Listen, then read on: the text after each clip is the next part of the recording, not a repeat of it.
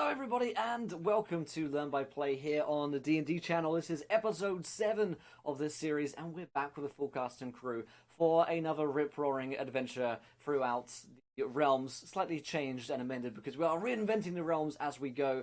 Today's episode is going to be focusing on the city of Avalon, creating cities, along with, of course, our actual play show. So let's go around the cast and crew, let's figure out who we are and who we're playing, and let's start off today with Torsquall. How you doing, Torsquall? Hey, how you doing? I am really excited to be back into this after a just awesome cinematic end to last week's episode to now step through this archway to reinvent this sanctuary of the mages. I could not be more excited. Miguel, our celestial warlock, leveled up. He's an Aasimar as well, so he got his wings. It's going to be cool. I can't wait. Excited to be back here on the D&D channel. Absolutely. We also have with us today Sid. How you doing, Sid? I am doing great. I'm so excited that we're now, we've leveled up and I've got all these cool deadly arrows things. I hope I get to use them upon Ferris, who all of you have stuck me with into a portal. But I can't wait to see where that goes. And I'm playing Farron. She is a half-sun elf arcane archer. Ooh, great stuff. We also have with us Greg, Grimjack21502. Greg, how you doing, my friend? Oh, I'm ready to go, man. It's learn by play. It's time to play, so I'm going to make it short and sweet. Air Genasi Barbarian Zephyr. He's a Storm Herald now, and he can do a little bit of the shocky shock. Let's play. Let's do it. And last but not least, we have Chelsea with us. Chelsea, how you doing? I'm doing great. I'm also excited to be back here rolling some dice. I'm bringing back our favorite oversized human, Rufus Bigby, who just got his Sun Soul Monk abilities when we leveled up last campaign. So let's see how those manifest this game. Absolutely. It's going to be an exciting one because we got to level up towards the end of the last session. We haven't seen any of those abilities yet in effect, so perhaps we will today. But before we dive into today's game, I remind you guys that Learn by Play, in case you are new, is a series in both which we play Dungeons and Dragons, but also attempt to help Dungeon Masters learn how to create homebrew worlds and how to run your own games of D&D 5th edition at home. Throughout the game, you'll see me take moments aside to talk about different topics each week. This week, we're talking about building cities, in particular, for creating your own homebrew worlds. This game is set in the Forgotten Realms, however, the realms are a little bit changed from what you might be used to, and several things about it are different. We continue to evolve and change the world that we're in as we play each week. And this week's going to be a good example of that because we're in the city of Avalon. So to remind you guys of what happened last week on the show, the players, along with High Mage Esmeralda and 91 kids? Pretty sure it's 91. 93? 93 children. Well, I must have killed a couple of them off since last we played. 93 kids from the College of Mages managed to escape out from the port of Neverwinter and away. Along through the seas, being chased by a couple of warden ships, however with a handy getaway with the assistance of the children from the College of Mages and each member of the party performing a feat of daring do, they managed to escape intact. And they leveled up all the way up to level 3, and we've got some exciting changes there. All the while, below deck, High Mage Esmeralda was creating the spell, the teleportation spell to Avalon, the home of mages. It takes 24 hours to cast, so they managed to stay away from the warden ships for that full time.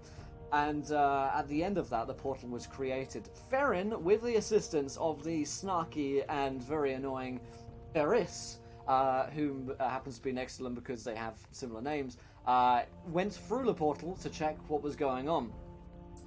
Inside, they found a land seeped in magic and mystery and mist, and the castle of Avalon was before them, said to be the ancient home of mages which stores all magical knowledge.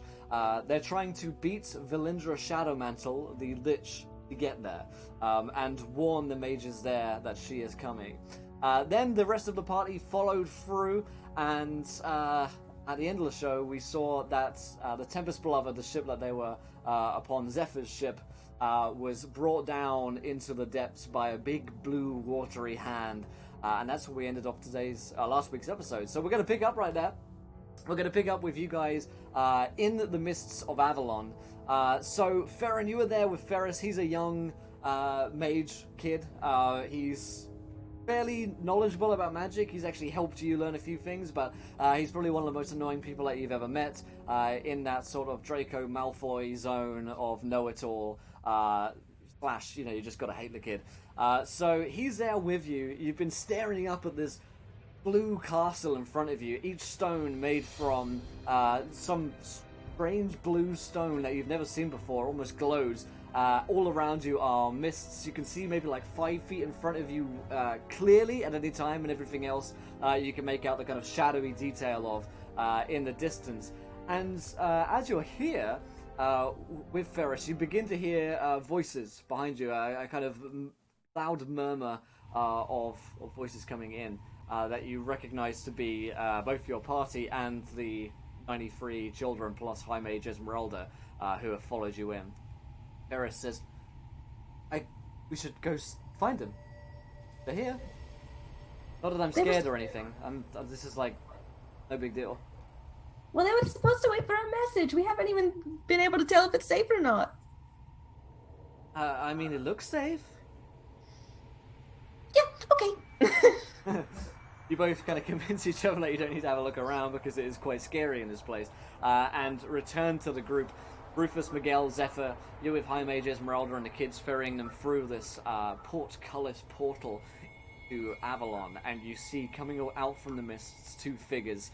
At first, High Mage Esmeralda is on high alert, as are the rest of you most likely, and then you realize it is Farron and Ferris, and they look to be a little bit nervous, but other than that, pretty happy. Alive, I should say. Oh, did you say anything? No, Ferris got too scared to keep going, so we had to turn around. Did not. She got so scared that I had to hold her hand. No, it was the other way around. You held his hand? Well, It doesn't matter. What are we going to do with all these kids? Where are we going? Rufus, you see the big castle in front of you. It is difficult to see through the mist, but it's clearly there. From what you've heard from Esmeralda, this is Avalon. This is your destination. It's 200 feet away from you. The mists are, somewhat deceptive in their nature, but it's certainly not far away. Farron and Ferris will know that they haven't seen or heard anyone at this point.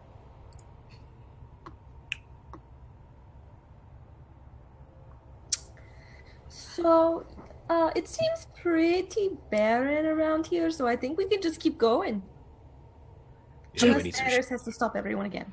No, it's just, we just Esmeralda, my dear, do we have anything to worry about? A little concerned, perhaps. Usually there would be a greeting party here, but Oh. sure everything's fine. It's possible that the mages are just in study, or even better yet, they've heard of Valindra Shadowmantle's coming, or we have been able to warn them and they're hiding. Is this castle our objective? And he indicates the bluestone castle in the distance. She nods. That's Avalon right there. It's huge. And she's not wrong. When I say castle, probably brings to mind images of maybe, like huge castles like Minas Tirith, but, or, a smaller keep like Helm's Deep. But this location is gigantic. It is probably the size of at least like 5 Minas Tirith. Oh. It is a gigantic, sprawling city. It's a city, but it is all castle. It looks like it has just been made out of magic and probably created by mages. That's a big castle. Do you know where we're going in it?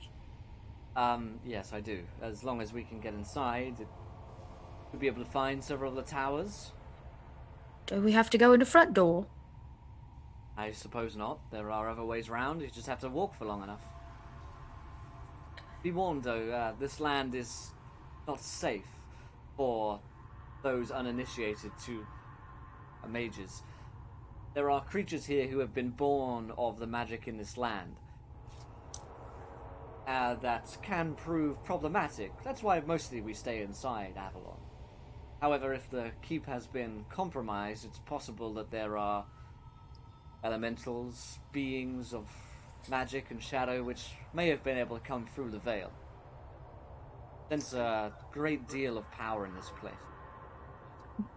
Well, I'm really glad you sent me and Ferris in by ourselves to make sure they weren't there first. What can I say? The lives of you two are less than the 93 children here with us. Well, no, but hang on a second. Everybody's life is meaningful.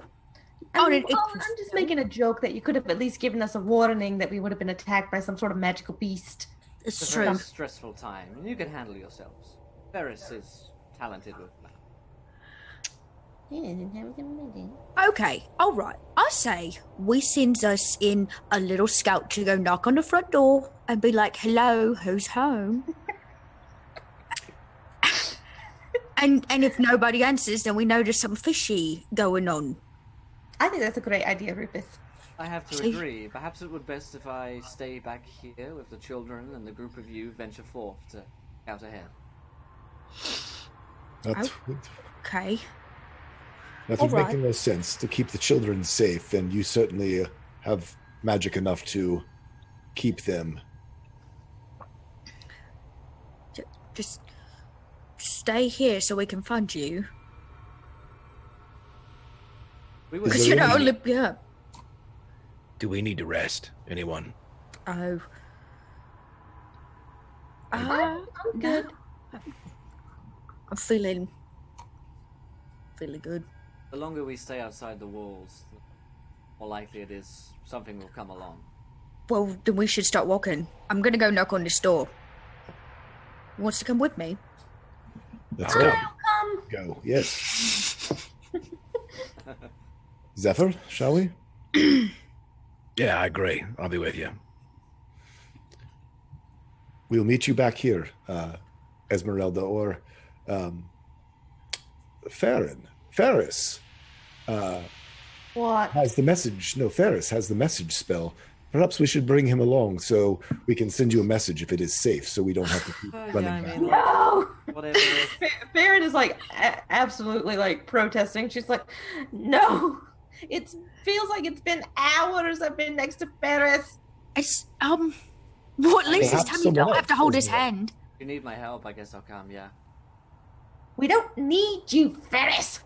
Is there like a secret password or something for the door?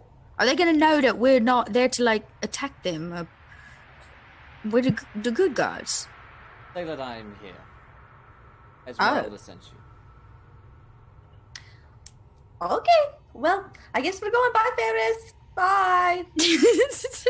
Fine, whatever, I don't care. We don't care either. Oh,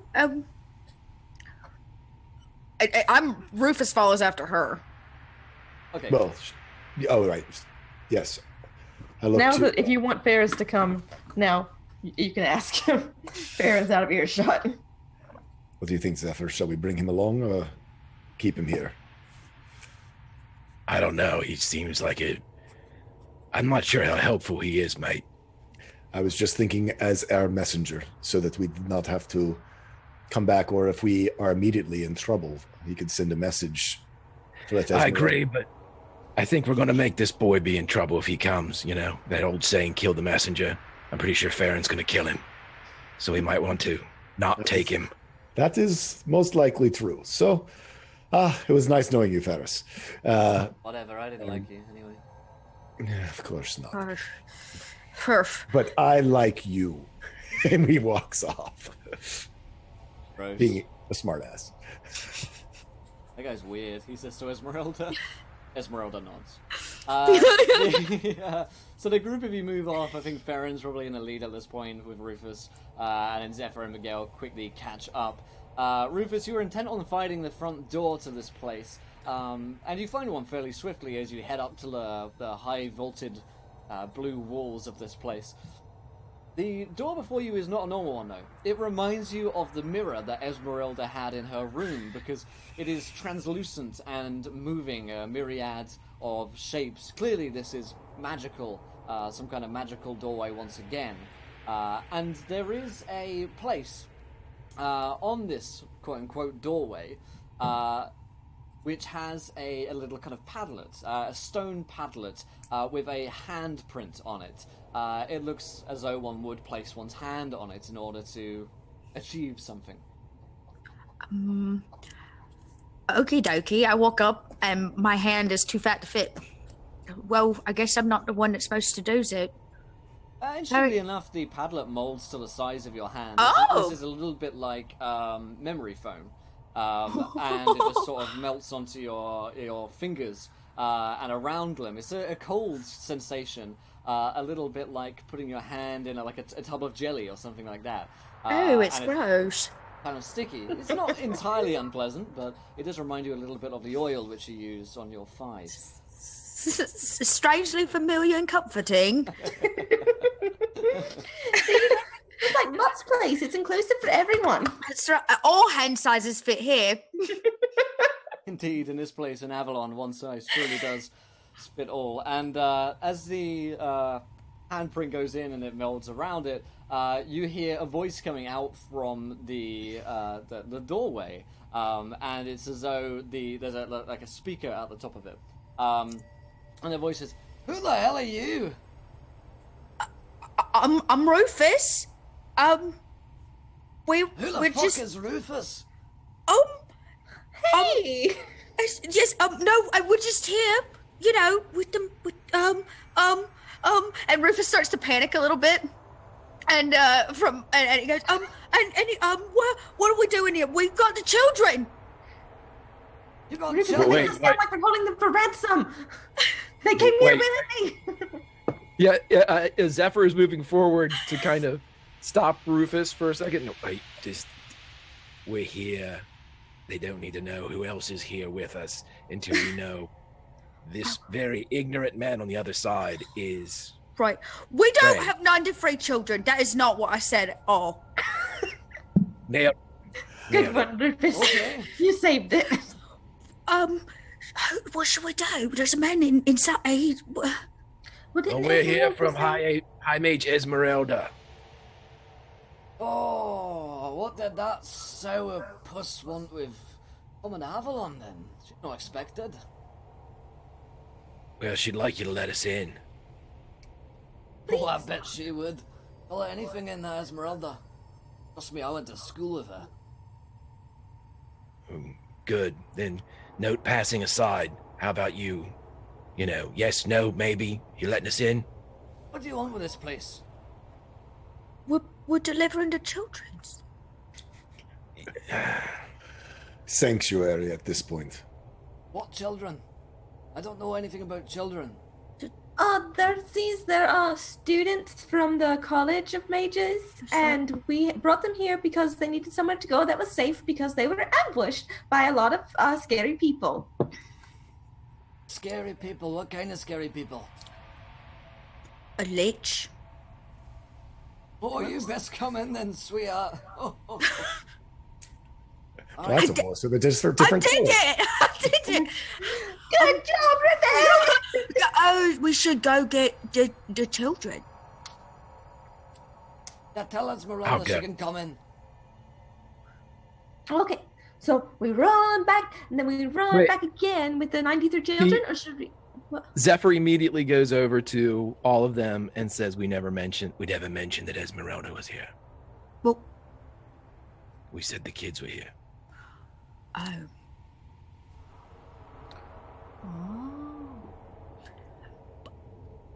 Was she not invited? We used her name, but we never said she was here on site. Keep that in mind. I'll run back and get the kids. Oh, okay, we're gonna stay here. Make sure. This is also very fishy. I feel like I can't trust nobodies. You can trust me, Rufus. Thanks, Farron. It's true. Perhaps we should just wait. We should just wait quietly and Oh. see what comes next, and wait for Zephyr to return with these children. Good man, good gatekeeper. What is your name, if I may so inquire, to so we can let Esmeralda know when we see her again who was so inviting and helpful here at the gate? They call me Stormfingers. High Mage Stormfingers. Because of my fingers, I've got a lot of electricity in them, which leads to a lot of dangerous scenarios.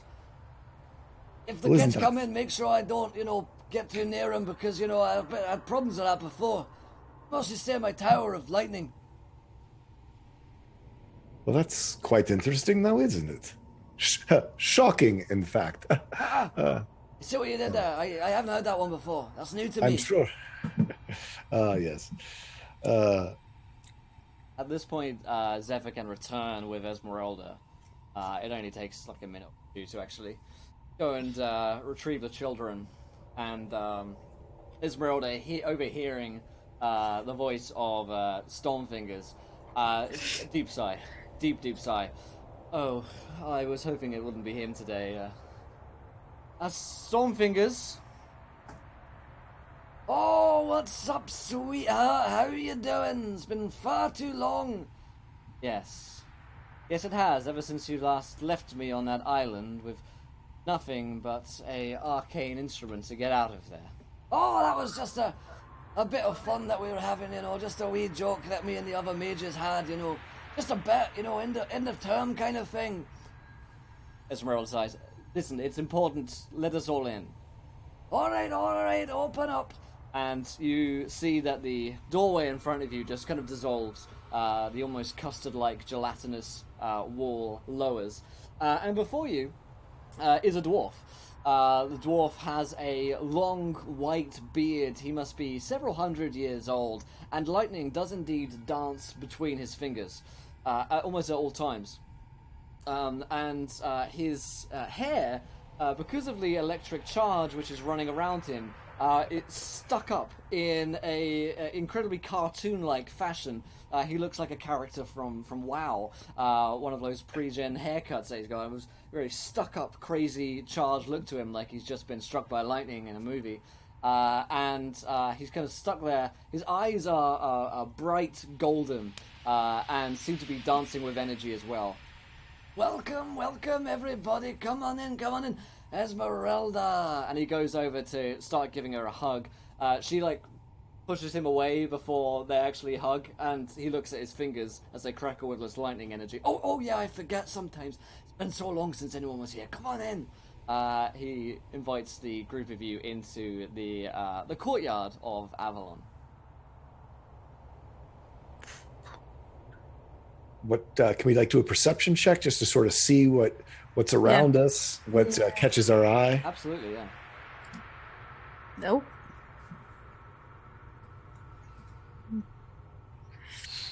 I'm coming. That's an 11 for Woo! me. Very nice. 17. Nice. 17 as well. Nice. The two of you will spot that running around this courtyard, puffing in and out of existence, appear to be several hounds that are in the... at this point, they're kind of in the distance. They're quite far away from you. They don't seem to be having... There's no rhyme or reason to what they're doing. They kind of blink in and out of existence and then blink about 40, 60 feet away from one another. And there's a huge pack of them out here. There's probably like 20 of them just in this courtyard. And as you look out across the rest of Avalon, the whole place is littered with them. It's like... it's like 101 Dalmatians out here, but with blink dogs. And Stormfingers doesn't, cast a second glance at them whatsoever. He doesn't seem particularly worried or interested. And he says to Esmeralda, Oh, I guess you're wondering where everyone is. Well, vacation period for a lot of mages this time. Esmeralda does not seem convinced of this. Yeah, I was going to say, can we do an insight? Absolutely, yeah. That's a 13 for Miguel. Oh, nat 20! Nice. Farron on fire of the rolls today. Nice. Hello. Farron, this guy's clearly not telling you the whole truth here. He definitely seems a little bit nervous. And he definitely seems to treat Esmeralda with some respect, despite the fact that he probably seems like quite a disrespectful person. It's like his manager's just come in, You keep like muting me when I try to mute it. But so he said that they're like on vacation? Yeah. Okay. Yeah, so Farron will like, raise an eyebrow over him and say, I don't know too much about this whole Avalon thing, but it seems pretty nice around here. It seems like maybe some people would come here for a vacation.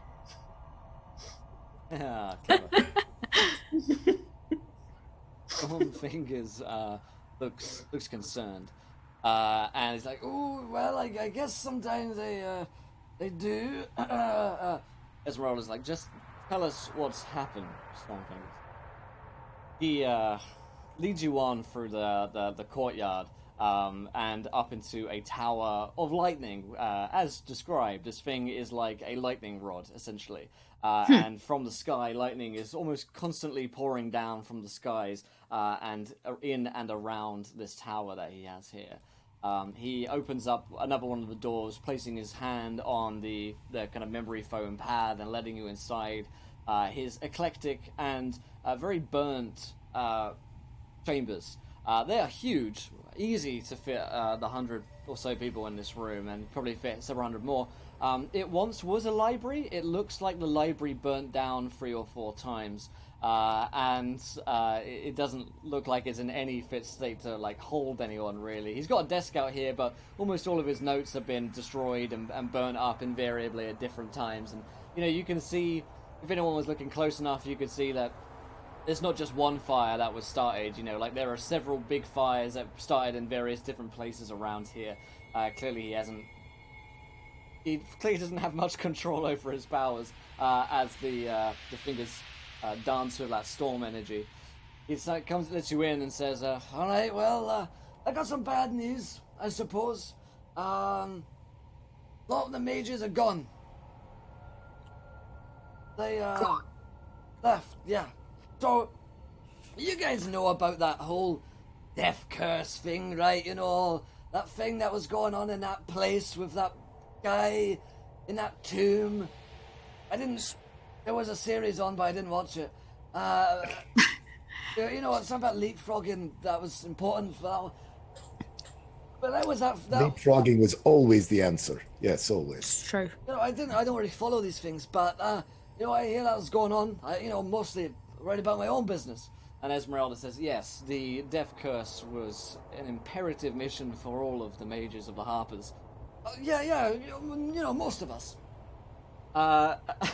He seems, and from this you can probably read between the lines a little bit that Stormfingers doesn't really respect the fact that he has got any kind of like duty to the mages or to the Harpers. He definitely seems like his own person, not involved too heavily with their activity. Are you the only one here now, my friend? No, there are others. There are others about. It's just that most of them ended up going to Chult, that place, to go fix the death curse. And, since then, they haven't come back. It was a funny story. I was meant to go with them, but on the day that I was meant to go, I had a really bad bit of gout. I just couldn't go anywhere, it was real bad. Of course you did. Yeah, no insight check required there. Yeah. He's a terrible liar. He probably hasn't spoken to people in a while now. So how many did anybody return? Couple, no, none returned. Couple of them stayed behind, gatekeepers like me. But, there's like 4 of us in the whole place. And so when were they supposed to be back? Are they 4? How many were there beforehand? Maybe a couple thousand. And you sure they're not just running a little bit late? I mean, the death curse has been fixed for a while now, and I've had no communication, no messages that come through, no nothing. Huh. He goes and shows you his mailbox, which is indeed completely empty. So I guess that means all of your friends died. Esmeralda looks deeply concerned. What? No, there's no way. How could we have lost thousands of mages? This is a hard time for everyone. I was in Schultz for most of the Death Curse, and while I know many, many adventurers came and lost their lives, thousands and thousands of mages that would have had access to such knowledge as this, I can hardly imagine that they were lost or that we wouldn't have heard of such a force. It was a small group of adventurers who finally ended it, not a battalion, an army of mages. Indeed, the legend of the Leapfroggers of Chult will live on forever. A small band of adventurers who achieved far more than anyone thought they really should, but... Fulton, bless his soul. Indeed. And Ubo. Brave. Oh. Yes. Who was the one who ran? I forget. Hey! Oh man, that's funny. He said, but truly, I did not know that the mages had gone to Chult, surely not in their thousands, and such a force would not go unnoticed. Stormfingers, do you know where they headed to at first? Pretty sure it was that Nyanzaru place. You know, that port? You know, where all of the dinosaurs are, and the Zentarim are, all those guys. Esmeralda looks concerned again. I'm like, Farron is like jumping up and I'm just like, Rufus, do you remember we did a show there and we wanted to do the dinosaur racing so bad, but the Elias told us we couldn't, and then he took us out back and he hit us with a whip. Do you remember? I remember that one. I still got the scar. You want to say it?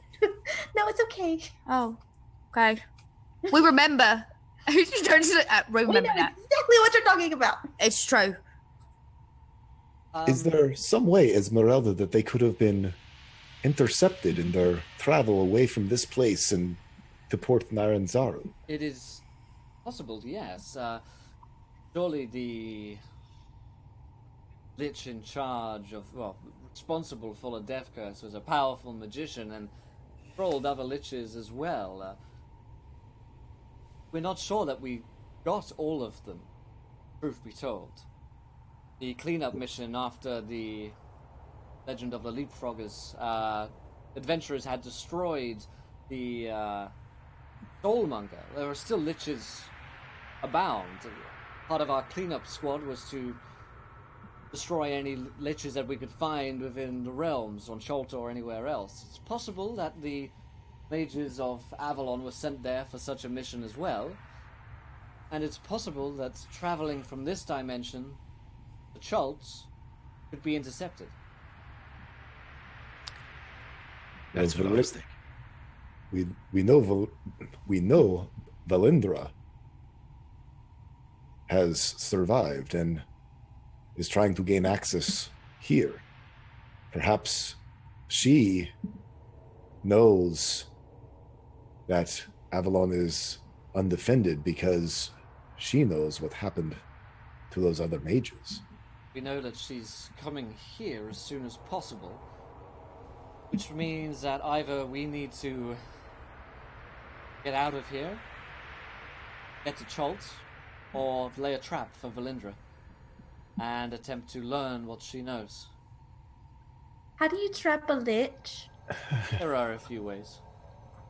Oh, well, you can bear hug him. I found that out. That is true. Rufus They bounce like shoved that. her out of a window. They bounce out windows really well. The defenses of Avalon are strong. Fit to hold back a legion of creatures like that. Valindra is strong for certain, but in Avalon, we're on our home territory. So, is that the only way in? Right there, the one we came through. There are many exits and entrances, but it's impossible for her to reach through without the approval of a gatekeeper. I see. Is there anybody that's unaccounted for that could open it up? Stonefingers here seems super trustworthy, but the other three, could they be swayed by promises of wealth or power. Stormfingers, thank you very much. Esmeralda looks towards him, and he kind of, Fine. Truth be told, I haven't had any contact with them in the past couple of weeks. So it might be, a good idea to just do the one round. The thing is, it's a funny story actually. I was gonna go and steal them yesterday, but it all flared up again in my leg. It just couldn't get out. So, Esmeralda, aside from the fact that you are one of the most powerful mages, really an attempted teleportation would be very simple for one of your power, Stormfingers. You have neglected your sacred duty. We will be having words about this, very strong words about this soon. Yeah, no, I was thinking as well. I really wanted to have a chat about this whole gatekeeper thing, He trails off. Esmeralda turns to the group of you. This location for now is safe, but the other 3 entrances, we cannot be so certain. We need to secure them. Make sure that there's no way for a gatekeeper to allow Valindra in with ease. If we can make sure that there's no way she can get inside, then we can trap her at the gate. It sounds as good a plan as any. How is the most expedient way to get from gate to gate? This city castle enclosure is gigantic. Indeed, that's why we just use portals to get round everywhere. You, however, I can get you to the first one, but from there, you'll need to walk. Well, Because you're staying with the children, let me guess. Of course. Right. I can't leave What them about alone the here. dogs? Stormfingers. The hounds are dangerous. I figured. is there a trinket command word, doggy treat, that we can give to them to make them realize we are friends and not enemies? Are fond of human flesh. If you come across a delinquent or traitor, it's grisly, but you could feed that person to them. I would see any traitorous mage of Avalon immediately executed. I have lots of human flesh. Stormfinger starts to sweat profusely. I have lots of human flesh. I have to be honest, I was hoping they was nice puppies. If they're not, that could be a problem. There's lots of them. I trust that all of you will be able to make your way through safely. Honestly, you're the only real hope that we have right now. Well, we are called the wild cards for a reason, right, friends? We make something out of nothing every time. True. Stormfinger So- says, I would come with you, but you just got to Oh, really... take care of your gout. Yeah, Let me The guess, gout. you took an arrow to the knee? yes. And that's right. he says as though it's the first time he's ever heard or considered something like that. Yep, that's the one. Well, I'm going to have Zephyr kind of trail off as soon as he said his little piece a couple minutes ago. He's going to go around to each of the kids, and the group would see him with a medium-sized leather tome as he has a feather and quill, or a quill and ink, and he's having each child sign or make their mark depending upon their age in this book as he goes around to each of them. Go thing. I was actually going to do it when we were coming in the gate, but with the fun we had, I didn't quite get a chance to. I kind of would like, if I could, I either can follow Zephyr around or sort of on my own. I would like to sort of look them all in the face to see if any of them resemble our buddy Marcus Pontimus, trying to distinguish who is his son. Our child. I think it's just we knew child. Child, yeah. Son. Ooh. Son. Yes, I believe it's his son that you. I think you know it's his son. Yeah, roll me a perception check, Miguel. Okay, come on. That'd be a 3. Yeah. Kids. They all look the same, They're right? adorable. This is the exact premise for Kindergarten Cop. Yeah. Literally, we are doing kindergarten. I was hoping no one would notice. Oh no! So I know how this ends now. Do I get to be Arnold? Can I be Arnold? Yes. Who else is gonna do that? That's also. Yeah, actually, we do have quite the cast of Kindergarten with Arnold, and there is the lady in it. She is a redhead, isn't she? She is, yes. And I think the mum is blonde. So Yeah, she is. She is. It hit me like a ton of bricks, man. Wow. that's amazing. Okay. So I'd like to go and look like their substitute teacher for the Mages College. And go around and be like. Actually, I even disguised myself as Esmeralda for a while. Sorry, Rufus, I think you had a thing. I just have a question. How are we supposed to know that the gates are secure? And what if we get there and they're not secure? It will be clear. There won't be a door there. Is there a way to reestablish them? A rune, a spell, Absolutely. All you It need kind of looks like snot, a big sneeze. all you need to do is from within the control tower, place your hand upon one of the handprints, and Stormfingers shows you this as well. Like, basically, if you were to look outside, he shows you the mechanism. You know, it's just like turning an on and off button, but placing your hand in closes the door back up and back and forth.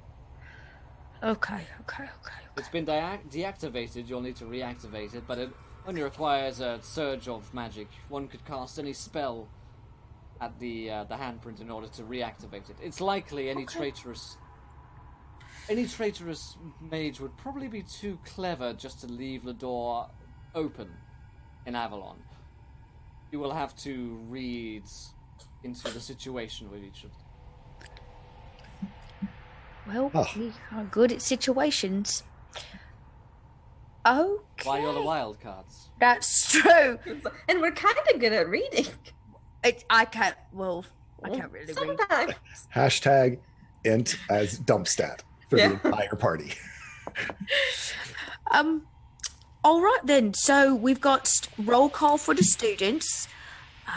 You're going to teleport us to the first portal, and then we're going to have to walk. Is there a map? This is a big old place, and coming from me, that's saying something. Esmeralda will hand you a map from her robes. However, this map is not like a normal, piece of vellum or parchment upon which ink is placed. It is you can fold up like any other map, but she kind of unfurls this scroll, which is clearly magical in nature. It actually shows where you are as a little kind of blue dot on your map, so you've kind of got like a radar sense for it's like you're playing in a video game. Look at the gold question mark. I think we go there. Yeah, exactly. And she does indeed highlight with her finger the 3 locations throughout the city. Yes, Double tap. the Faramir tap to show you which location to go to, and they kind of show up as red on the map. Well, I guess we are off. Yeah, teleport away. She opens up a blue door for each of you to step through. Okay. Good luck. I believe in all of you. Thank you. We hope to see you again soon. And if you can hold down this place, if we have to come running, we will return here. Of course. Just for ease, is it sort of like north, south, east, west gates or something? Yeah, yep. North, east, south. North, east, west gates, we'll say. Okay, so we're in it's the southern where one. the south is where we are now. Yeah. Okay. As Zephyr will walk past, he'll just say, Esmeralda, watch your friend. He has that bad gout and all. You know,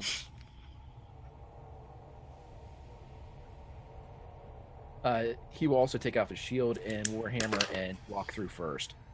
I'll follow behind. all right. Yeah, I'll go in the middle just so I'm within close healing distance of the other two if there's an ambush or anything. Yeah, you step through the door and find yourselves in a room not dissimilar to the one that you were just in. However, this one is clearly more recent. Well, it's less burnt. It's more of an actual room, and it strikes you to be something of a chapel as well, as there is like an altar in this place. In the kind of center of the room, and around it glows this sort of greenish energy that you can all recognize to be the color of magic. Scuffling along in robes is a man, probably with the least amount of teeth that you've ever seen someone have. Truly, he is ancient, and despite the fact that he is a human, he looks like he could be, well into his 200s or so. Shuffling along in his sort of greenish robes with a pile of books in his hands. He looks over in utter consternation as you enter into his abode. Excuse me? What are you doing here? Who are you all? Salutations. I'm Rufus. Hello. We are here to make sure the gate. We're just checking on the gate. His eyes flicker over nervously towards the handprint. Are you invaders? Nope. We're just your average everyday That's heroes. exactly what invaders would say. No, we're here with your friend, Esmeralda, and Friend? she. Esmeralda's no friend of mine. Well, why Storm not? Fingers, perhaps? She left and never returned. She's back. With an army of children. Yay! He puts the books down and kind of sits down on a chair. Well, she's back. I suppose that's good news. So how was your gate? Fine. Gate is fine. Nobody's come knocking? Since you... And if they were gonna come knocking and they were bad, would you let them in? On a scale of 1 to 5. Taking a survey. Have you heard about our Lord and Savior Jesus Christ? Is that a maybe? Not undecided. I don't know. Farron passes a note in class and has a box. Like yes or no? On I you, a wouldn't bad just guy. open the door for anyone to walk through. It's a good place. I'm doing good work here. Ever since the other major just left us. We here to rot. My name is Casimir, by the way. Oh. Master Casimir, have you talked to anybody else from the... Where are we? The North Gate? Yeah, you're in the. We'll say that we're going just round the clock, so we're in the Western Gate now. Okay. Have you talked with anyone from the North Gate or the East Gate? I haven't spoken to Ormond in a very long time. On the Northern Gate. Or at least he should be. I don't trust him. Never have. Illusionists, you know. Right. You guys don't have like a weekly meeting or something? Just get together and touch base. Perhaps some nice tea. You could get to know each other. There'll be no touching of bases or anything else as far as I'm concerned. My work is far too important to be taken away. Of course. I'm looking into how to destroy phylacteries. Don't you think that's a little bit more important? That is quite important. Thank you. How many Perhaps. people... Finally, someone understands what I'm saying. My work has never been approved of by the rest of the me. They say I'm getting too close to the subject. They say I'm looking to become a mate. A lich. Oh, are you? No. Because that would be very bad. I Yeah. find liches abhorrent. Creatures of darkness. Unnatural. Can I roll an insight check? Sure. Nice. 6. Yeah. Okay. Well, it's good that you think that. And how close are you to being done with your research? Because we might need it really soon. It's true. Yes, perhaps even an experiment for you is on the way. One Valindra apparently is trying to gain access to Avalon. I have heard of this one in our studies. Yes, Valindra. She was not always as she was. She was once one of us, one of our members. She knows many of our secrets. And many of the mages here. You know, she was good friends with Ormond back in the day. Oh, What is she now? that's important. So when you say she knows your secrets, like she knows the back door, or There's no back door into Avalon. right? So what kind of secrets does she know then? Because we looked her in the face and she's scary. I believe that she learned how to become a lich. From Avalon, we have many tomes in this place, many of them restricted to only the most highest of mages. Esmeralda would be one such example, I suppose, and Valindra was her apprentice. I bet she didn't tell you that either, did she? Of course She not. did not tell us that. Yep, that is all new information. In fact, It's failed. Esmeralda is not as trustworthy as you might think she is. Yet old Casimir here, in darkness and in misery, studying, he's the one that they call freak, they call weirdo. I'm the one that's trying to stop this problem, not the one who created it. Esmeralda, she will not take responsibility for that. Master Casimir, how many of them know that you're working on a way to kill liches? I know not. I study secret for the most. Ever since the rest of the mages fled, none have come knocking, asking for information. But you said that you began your studies many years ago. That means that Esmeralda would know, and if her relationship with Valindra is as you say, Valindra would know as well. If she is indeed coming here to Avalon, you can guess that you will be one of her very first stops. Yes, you might not be wrong in that regard. Avalon should keep us defended as long as none of the gates are open. I wonder what she seeks in this place, what knowledge it is she is looking for. Or perhaps she seeks to destroy me in order for her eternal life to truly be eternal. I know not, but I know this dark Panem sanctuaries in Avalon, the darkest secrets of the mages are held. Secrets over life and death, secrets of the soulmonger, of the death curse, are hidden away in that sacred vault. Perhaps that is what she seeks. oh, It is interesting.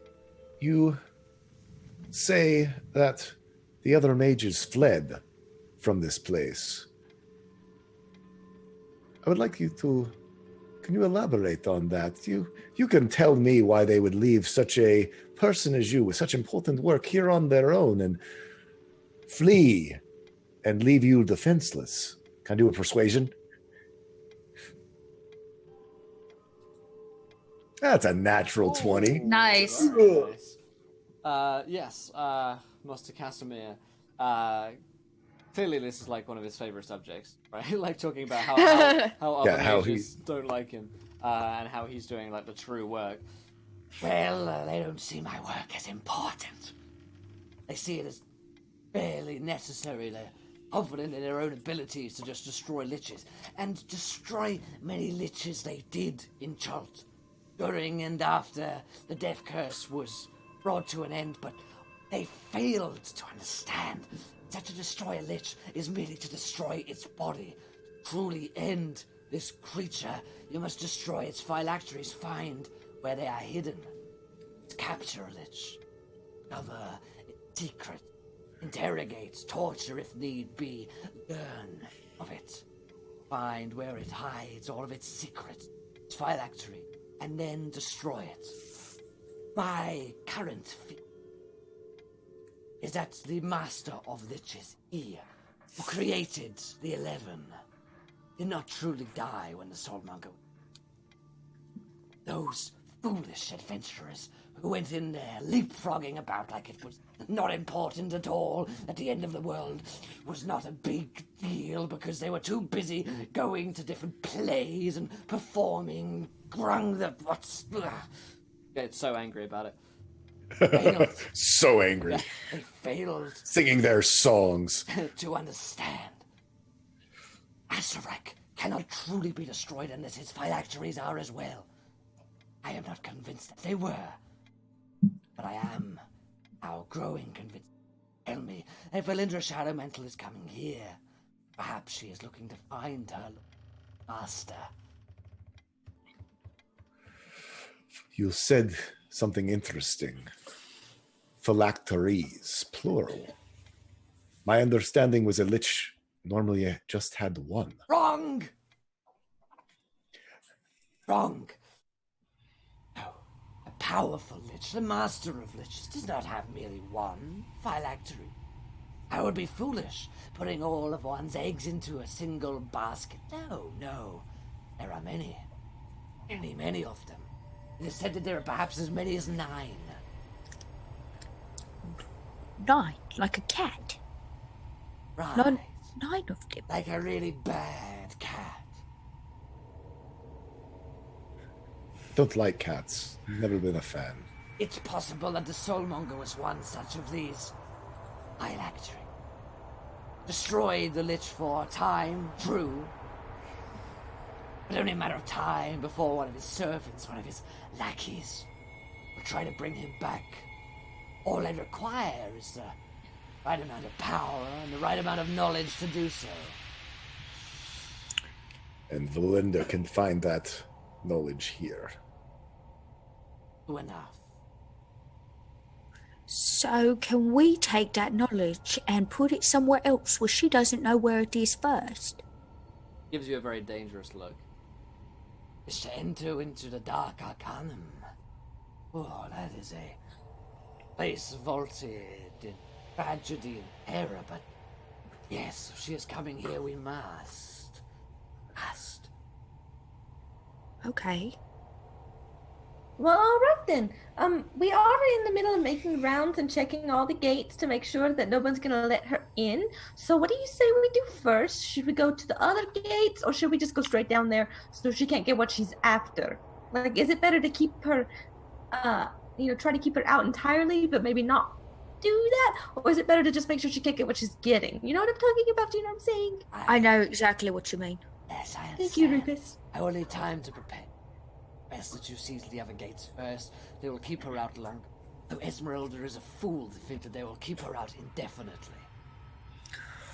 Well, we don't need indefinitely. She seems a bit mad-stricken with what she wants. In that is a chance for her to be blinded by the truth. So we could forge some documents, we could put other things in its place. I'm not concerned about that. We just got to make sure she don't get in. So we have time to plan. His eyes are racing, and you can see that he's making several different connections. Yes, of course. Long has it been my duty, I have seen it this way, to destroy Asarak, the lich. Since my studies into destroying the phylacteries, I have learned that they are hidden not just on Neverwinter and the Sword Coast, different places as well. Hidden dimensions such as this one, such as Avalon. It is entirely possible that... Yes, what we must do. Hold the other gates, hold her back for a time. We will enter into the Dark Arcana. Find the knowledge of where the other phylacteries are hidden deep inside there. We must venture forth. And we will go and we will destroy them one by one. Then, only then will our world be safe. Getting very, very excited about this. This is probably something that he's thought about for a very long time. This is like Ocean's 11 style. Been planning this for a long time. For Shawshank Redemption. He's been Shawshanking it for a while, probably. Will, during this, could Zephyr look around the area to see, since this guy wasn't expecting anybody to just pop in, could I look around to see if there's anything that would indicate someone else has been in this room? 2 cups of coffee, two cots that were, 2 beds that had been slept in, something of that nature. If he could just kind of glance around and see if he could see anything that would indicate an additional person in this place. You can roll me a perception check. I did. It's a 12 across the board. You don't spot any signs. He looks to be quite a recluse as Casimir.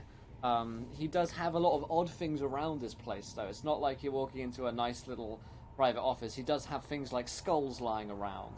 And, he's probably got an experiment or two that he's been, he's opened up a couple of rats. There's probably a blink dog on the table, that's been, opened up like he's studying as well. So he does look to be quite, eccentric would be the kind word. This guy, it's possibly looking a little bit necromantic from just walking into this guy's study. Oh. So before, I'm going to let you make a plan. You put the plan together and we'll come back and you can tell us all about it. But since we've got to go to these other 2 gates, just in case, we meet Valindra when we get there, you've been doing all this research on killing some liches. Do you have any, stuff we could use against her? Just try it out, like a scroll that's not been tested, or a potion, or something that might, help us.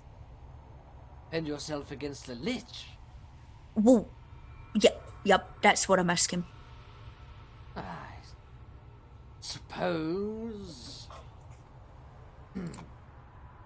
He, goes and rummages about in his study for a while, looks into a desk, and pops up with a few different vials in his hand. There are 4 of them, and they are a kind of... They look a bit like milk, to be honest. It looks like he's got like a potion of like milk in his hand. Potion of +1 milk. He says, these are the best defense against a creature like that. Turn you invisible so that you can run away and don't die.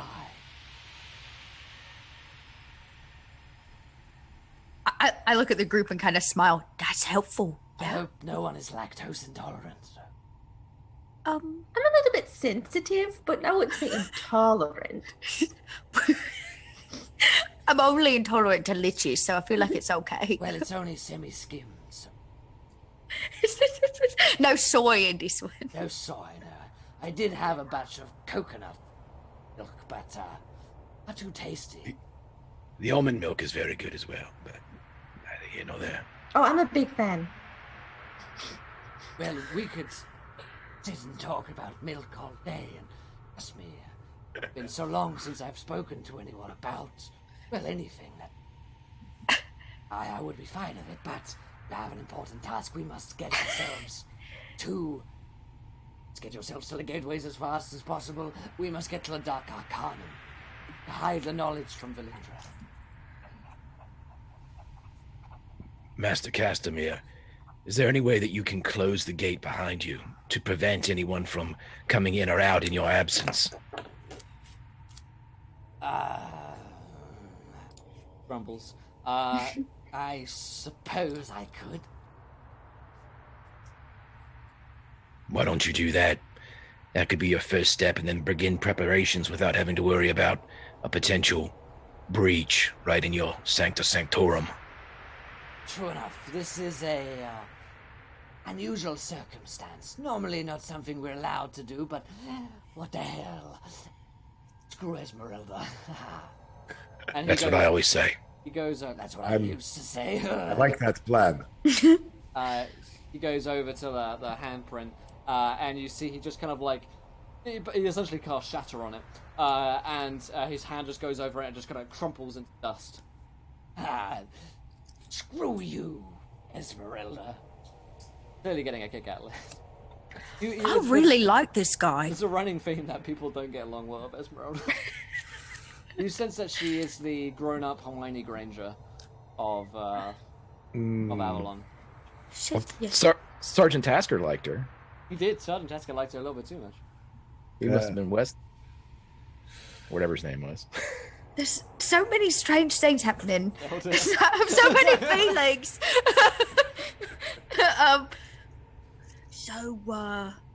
Which direction to the let's see, the north towers next? Which way do you think? Well, yes. Clues in the name. I must prepare. And he starts, he's clearly getting busy with this. Master Castamere, one last thing. These blink dogs, you seem to have been able to grab one of them. Is there any way to walk among their kind without attracting their scent or their focus? And that I've learned, but I'll pay you 200 gold pieces for each one you bring me for my studies. Done. Challenge accepted. Okay.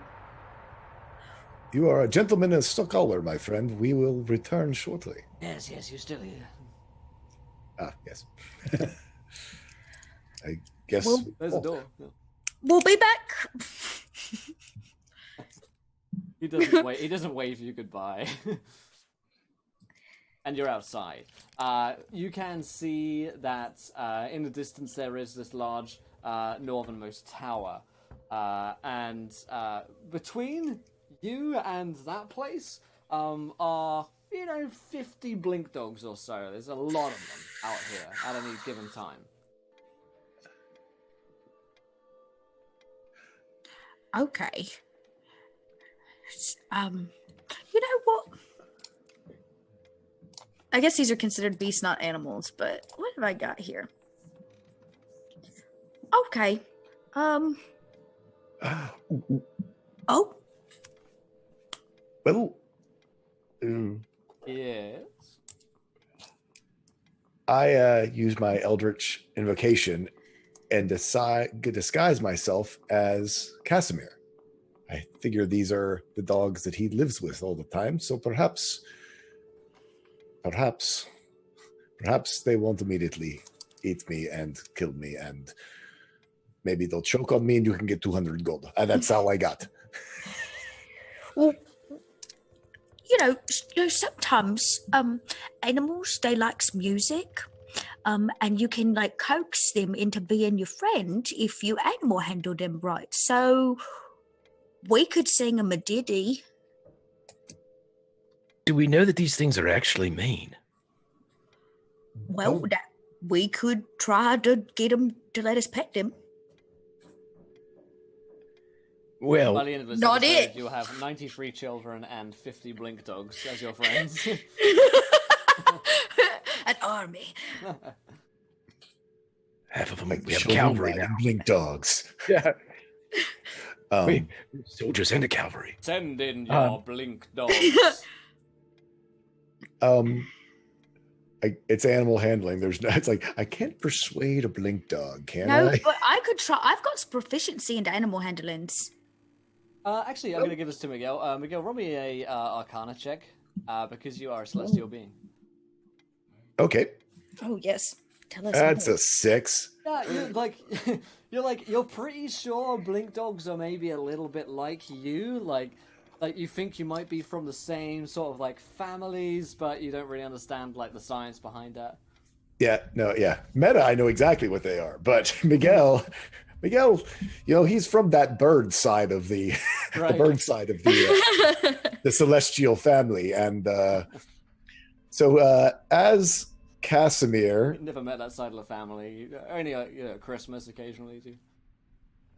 I can go and try to see if I can commune with them, as they maybe perhaps that blink thing they do it is kind of like a thing I've seen before back home, but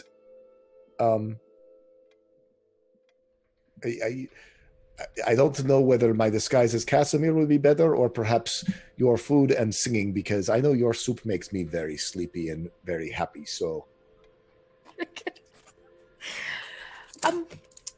Well, I've never lulled a dog to sleep before, I'm going to be honest. So, maybe we try your thing first, and then I'll make soup. in light of the celestial insight, I think I'm going to get rid of Casimir because you know what? He's a mean old man. These dogs probably don't like mean old man. At least now I'm looking. Get out a lot either. Yeah, I'm looking. Ooh. Gosh, I hate to waste them on this, but it might be just worth it. Well, wait a minute. Before you do anything, could we convince the old man inside, the bastard inside, to teleport us to Aurum? We never asked. You're correct. We did not. Now that's a solid plan. We could tell him that Esmeralda got us this. If he very much wants to get down to the Dark Arcanum, if he transports us, I perhaps could persuade him that it would be the quickest way for him to get to do the plan that he wants to do. Yeah, he didn't seem very happy that we were still hanging about. So perhaps he'll give us a little. If we tell him we do it faster. Yeah. I'll run in and see what he will do. We probably should all be handy, as he's a kind of no-nonsense type of guy. Yeah, you do the talking. We'll support you with assistance, and we'll smile, and hopefully that'll give you an advantage when you talk to him. Perhaps that will give me an advantage when I talk to him. So yeah, I guess we'll go back in. Or Casimir, you are a very busy and intelligent man, and you have much planning to do. What is it? We were thinking, as we know you are very excited about this plan and want us to secure the gates as fast as possible, we can't help but notice the 50 blink dogs outside, and Esmeralda's told us about all of the horrible other magical creatures that are along our journey. Being the powerful and talented mage that you are, with so much experience through your studied life, I was thinking perhaps you could maybe give us a little zippity-zoo and right over there. That would be most appreciated and get us moving quite a bit faster to our final goals that we want to achieve together. You can roll me a persuasion check here. That's a 13. Man, we are rolling low tonight. Yeah. Yeah, he says, do you think I look like I have the time for a zippity-zoo, as you said it? I told you he wasn't as powerful as Esmeralda. We shouldn't weaken him. He seems older. We'll find out. Maybe Esmeralda could do it 2 times. It's true. I bet she's got the power to do it, and he doesn't. Zephyr, you can roll me a persuasion check. I'll give you advantage on it. With the assistance of Rufus and Miguel. Yeah. A little better, 16. That's a perception check, but it's probably still the same bonus. I'm sorry. 13. It's the same, so it'll be... Same bonus. Yeah, cool. So 16. You seem getting really angry. It's a 15. I'm sorry, Will. It's a 15. Okay. It'll be a 15. Yeah, he starts to get really angry when you're talking about Esmeralda. He's like, fine, just a quick one. And just kind of throws up a green door portal. Thank you. Go. Okay. Yeah. We'll be back. Gentlemen and a scholar, we like you. Thank you. We'll be back. And as the door closes, and he's just left on his own. Amateurs. So Can Miguel stick his head back? Wild cards. We are known as the wild cards. Damn it! So the group of you will find yourselves going through this portal, and you are in an empty room. Same sort of space chamber. All these towers seem to be the same in terms of dimensions and layout. No one appears to be in this room, however. It appears to be completely empty. And there is no one about that you can see. There's a bed here, which has been clearly been slept in recently. And there are, desks with notes and studies all about in them and books around this chamber. Is there a door in here, the same kind with the mushy handprint pad? It sure is, yeah. And, poking your head outside or looking through a window, you can see that the gate is still active. Okay. Oh, it is. Good. So, I'm just going to be honest. It seems to me like the best way to handle this is just to destroy all the squish pads. So that there's only one squish pad to get in this castle. I like it. My good friend, the pirate over here, who is always thinking of the worst, the worst possible outcome to every situation. That is great idea, unless Esmeralda, as our friend Casimir said, perhaps is not completely on our side, and then the only way out is protected by Esmeralda and 93 mages. That could be bad. It could be bad. But I'm just saying, it's better than having to do it for 4 of them. So if we get it down to 1, at least we can control the 1 entrance and the 1 exit, regardless of which mage has control of it. Everybody roll me a dexterity check. Oh. Is this a save? Yes, a save, sorry. Dexterity save. Out of the 5. Oh, it's a 5 for me too. Oh. Oh my god. I have advantage on that too. Oh my god. Oh man. Did Hey, everybody... well, at least it's not the nat one. Oh, everybody except from Rufus, right? Yeah. Yep. Oh my goodness. TPK right here. That little fireball. Yeah. So, what the group you see as you're standing here is a figure appearing out from invisibility. Having beaten all passive perception checks. And this figure, who you presume to be Ormond, the person that Casimir has spoken about, fire mage, covered in these like red-orange robes, long beards, and quite a maddened look to his eyes, points out a finger towards the group of you, and bursting out from his finger is this kind of balloon of fire, which reaches out across the room towards you. Intruders, he says, and everybody. 24 or half if you made a save, so Rufus took 12, sorry, math is hard. No. Do we all go down? Damn it. I'm up barely. I just made it. Nice. Okay. Oh. And Zephyr, you're still up, yes? Yes, I'm still cooking. Good God. It's time to roll, Initiative. What? Oh, how about we roll? Get out of here. Oh, I got a nat 20 on my initiative. Oh, no. Where were those for the saves? Well, it's good for you guys. Wow. Between Miguel and Farron, which of you would like to go first? We could roll it off, but you both have same dex bonuses, and... Miguel, you can go first. Is no. anyone down? No. Okay. However,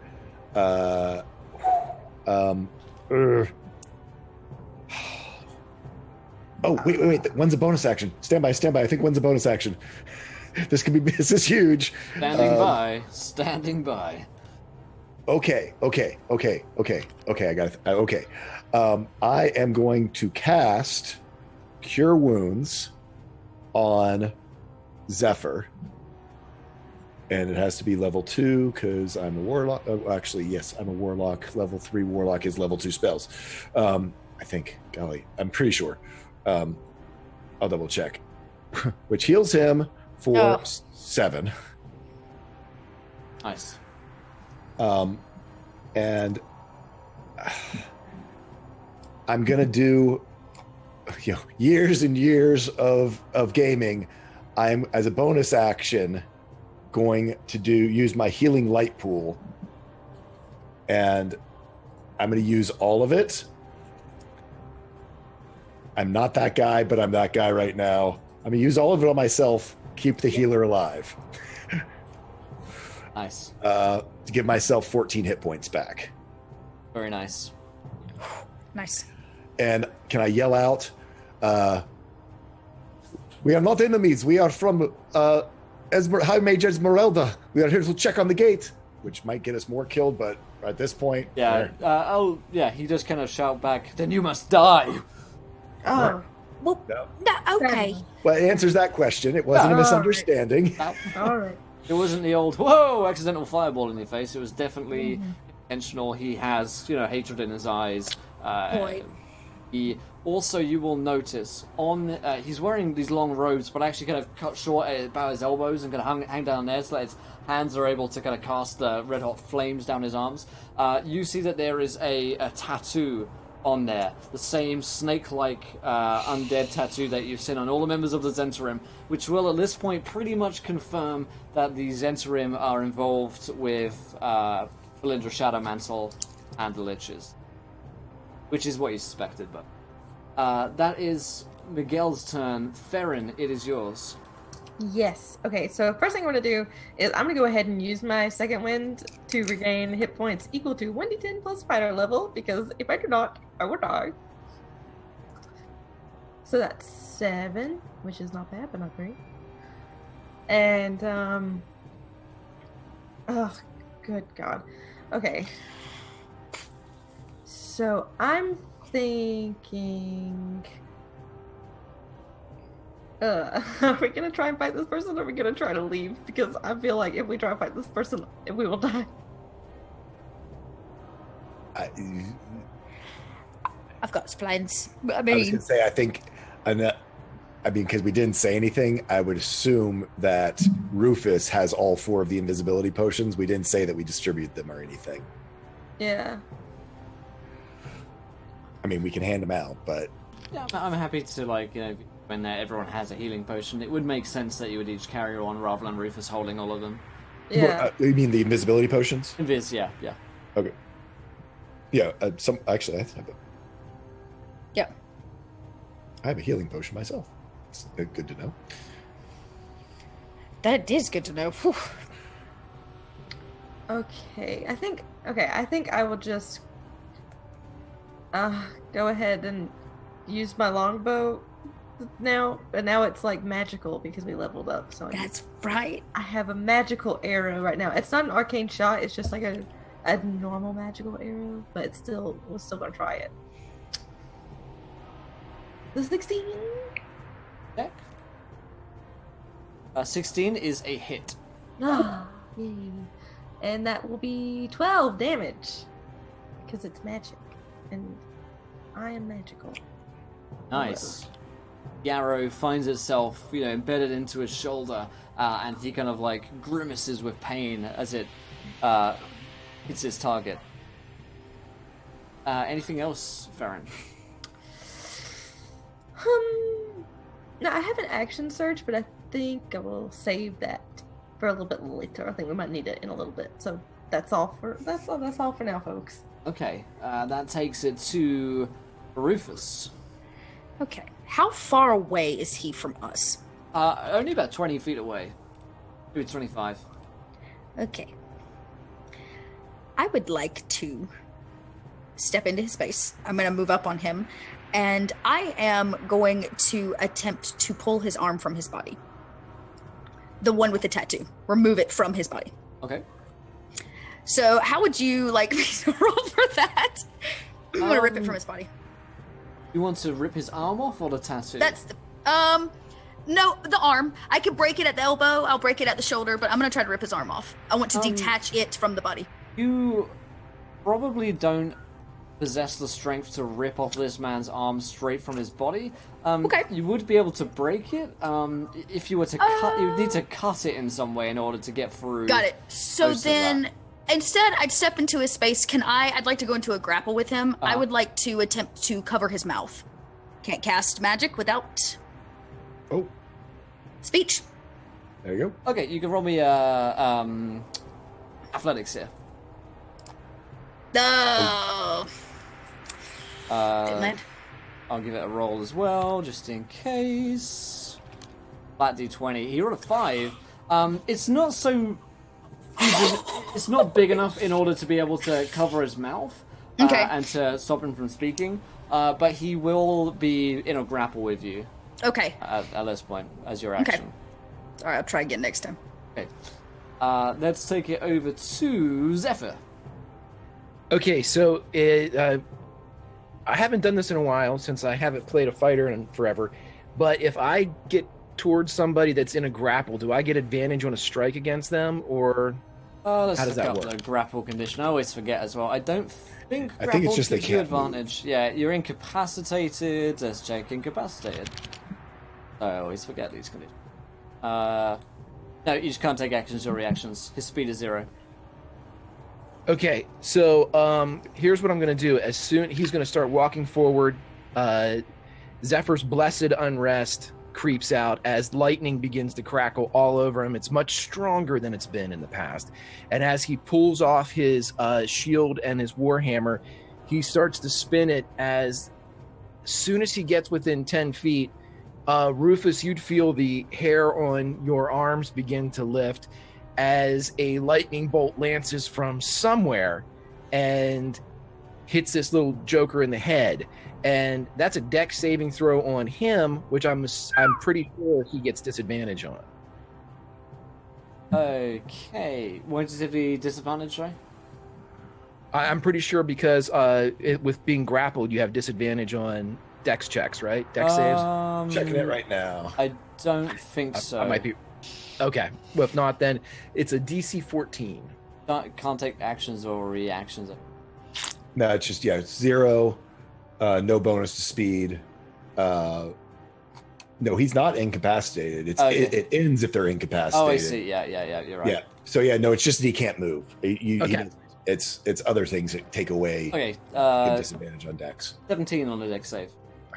Okay, so he will get 1.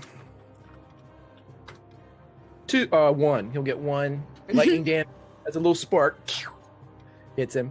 And then I am going to reckless attack this guy with the warhammer because I want him to not be alive anymore. Yep. Gonna use his reaction to God. shield. If he needs to.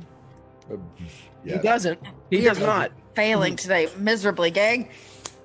We got this. We Boy. got this. Boy, oh All right. boy. That's it. You struggle to get a good hit on him because he is actually, grappling with Rufus right now, and you don't want to accidentally take your friend's head off. That is your turn, which takes it to Archmage Ormond's turn, and he is unable to move, but he doesn't like the fact that Rufus is on him right now. He isn't feeling that. He isn't feeling that at all. Well, he's feeling somethings. That's true enough. Not what he wants. I don't know what he wants to feel, but this is very true. Let me just quickly check the spell. Is that a Rufus in my bag? Yeah, right. He's been roofied. Not a good joke. See what I did Not a there? good joke. Cone of Cold is Constitution saving throw. Okay. Gonna focus this on Rufus, and probably Zephyr as well, being close enough to him. What's he so- casting? Both Constitution saving throws. The two of you, please. Ugh. Are you kidding? I think that's a save. Nice. So you are going to take. Just some damage. It's So cool. just a wee bit. Just a T90. A hot bit of Just a T. Okay, I can do 9. I can handle that. 9.5 if you've saved. Zephyr, your DC is actually 17. So that is a fail, Oh. unfortunately. It is cold, but cold to the point where it feels burning hot. You know, if you've ever gotten really cold and your fingers start to just feel like they're on fire because it's really cold. If you grab onto something that's icy for too long, and it just begins to kind of melt away on you. He is unable to move, so he's not going to do that. He's not going to try and break free of the thingy-mabob, the grapple. So that is that's the word I was looking for. Round 2 is Miguel's turn. You both look horrible, right? I'm about half. I'll put that in perspective a little bit. Okay. Zephyr's, I know all but, I think. Yeah, Zephyr looks bad. On a scale of 1 to 100, I'm right around 12.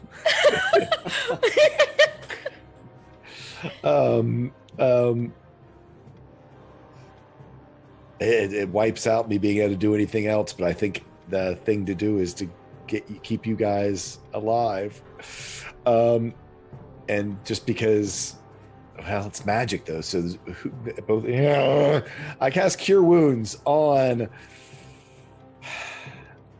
I did the last one. Well, and I'll do it on Zephyr just because.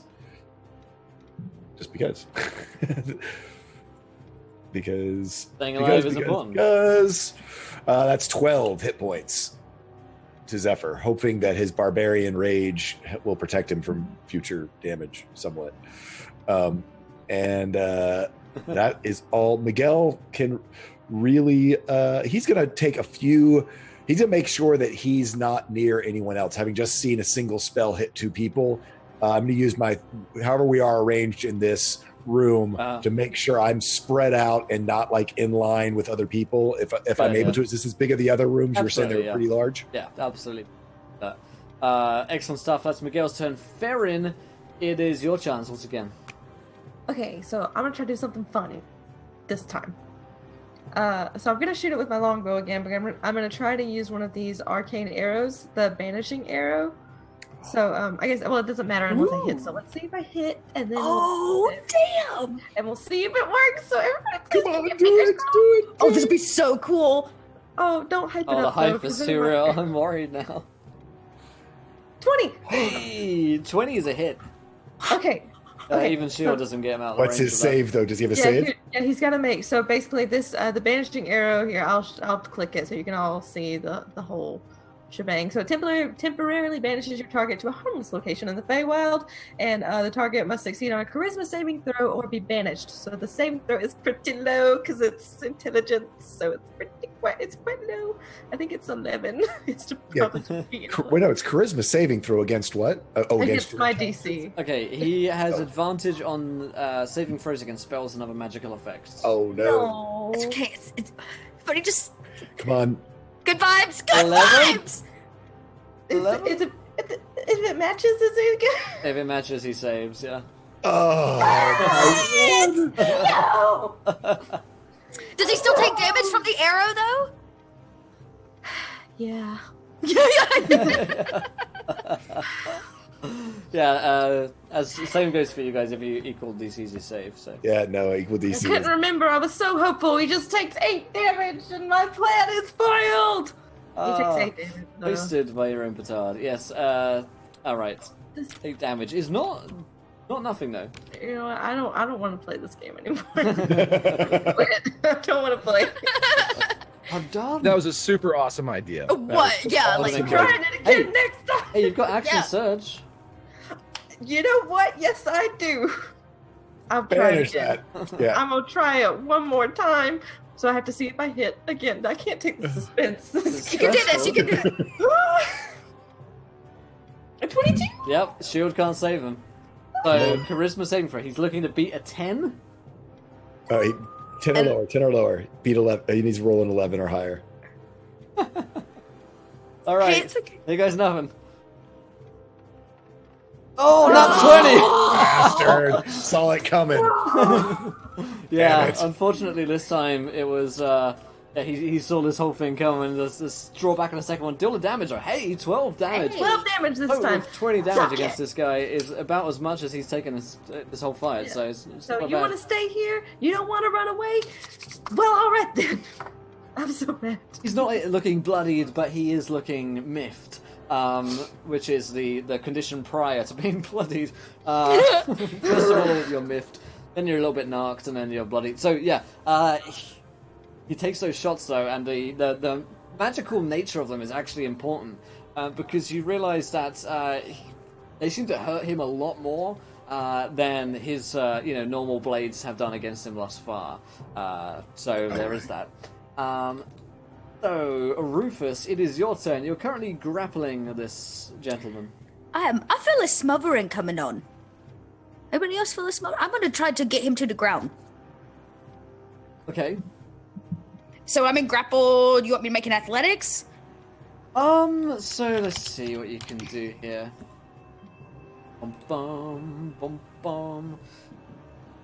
I don't think you have a way to get him into the incapacitated condition. Okay, that's all right. I can always make an unarmed strike since I'm in grapple with him with a single hand. Sure. Okay, great. And I think I actually get 2 hits. Let me double check that. Yeah, monk, right? First one probably doesn't hit. 13 is not a hit with Mage Armor. 21 is. 21 is a hit. So 6 points of fist-to-face damage. And I'm just gonna stay in a space for a while. Alrighty. That is Rufus's turn. Zephyr, it is yours. Okay, to mirror what his buddy the peacock is doing, Zephyr is going to maneuver himself so that it's going to be pick him or pick Rufus. There's no way that he can do an area effect on both of us without, front and behind, basically. So we're going to be, and then I'm going to make sure that, Farron's not behind me as I move around and use my movement to stay inside martial distance. He's also going to crackle another lightning blast as it flies in. So that's a DC 14 dex save. DC 14 dex save. This isn't any kind of magical effect? It is part of my storm aura, so... Probably. Yeah. 11 with advantage. New sir. So, 2 this time. Take that. Zippity zip. Yeah. Nice. Basically, I just shuffled across on the carpet before I got there and then touched him. There, take that electricity. I'm going to again reckless. Yeah, I'm going to again reckless attack. Come on. Oh my god! I can't do anything, guys. It's cool, me neither. That is not it. Unfortunately for Zephyr, it's just very difficult to get a really good hit on the Archmage with Rufus in the grapple. You're trying not to crush someone else's face in as you're doing it, so that's the excuse that you give yourself. But there's that. Yeah. To just reiterate for those asking in chat, grappled is a condition which gets misplayed quite a lot, or just house ruled, potentially. Well, the grapple condition is simply that a creature's speed becomes 0, and it can't benefit from any bonus speed. And then incapacitated is the condition that a lot of people are thinking about, which is not usually... It's not as easy to get to. Grapple is pretty much going to hold a guy in there. But let's see, that is your turn... then Mr. Zephyr, which takes it to Ormond's turn. Oh no. Let's see. Oh no. See what he has on him. Oh no. He casts Detect Thoughts. I'm kidding. First of all, he's going to Misty Step out from the grapple. Then he's going to... let's do a Firebolt at you, Rufus. He's angry at you. I mean, Sure. You can understand why. I touched him. You have been holding him against his will for a while. And is going to cast his Bolt of Fire at you for a 14 versus your armor class. Does not hit. Ooh, nice. So it kind of flies right out and just managed to tuck and roll out of the way in order to escape his grasp. He's about 30 feet away from you at this. From the Misty Step. So there is that. And that takes it to round 3. Miguel, it's your turn. So Miguel, not having much else he can do spell-wise, he materializes this big serpent glaive in his hands. Is he within movement distance for me to get into melee with him? Or actually, this has reach, so as long as I get within 10 feet of him. Yeah, you can get within 10 feet. In fact, I will stay at 10 feet. I'm not going to get within 5 feet in case he's got a hidden dagger or something crazy like that. Mm-hmm. And I am going to try to hit him with my glaive. Nice. On a 12. That'd be probably not. A 12 is not. Yep. So that's me. He's got nothing else. Alrighty. So that is Miguel's turn. Takes it over to Farron's turn, who's bringing the pain. Bring it. All right. Bring it, sister. Okay. Yeah. I mean, I'm worried that he can see invisibility or something like that. We could try. I mean, it's high level invisibility potion. Maybe it's something. It's an escape key for us. I don't know. You can hunt us down. We got blink dogs out there. Okay, so My money's on Sid. Sid's wrecking them. So yeah, Sid, I mean, I could banish him for like a minute, or I could try if you get and that banish off, that would be huge. yeah, but just okay. I'll try to banish him again. I guess. I mean, I it's got a hit, so still the just shot. So yeah. Here we go. And the 26 needs to make a saving throw. Nice. Yes, it'll do it for sure. Please be bad. So with advantage, he failed. Finally, make it so.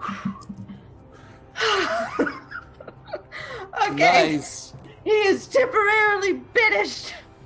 His speed is 0. He is in a harmless location in the Feywild. Nice.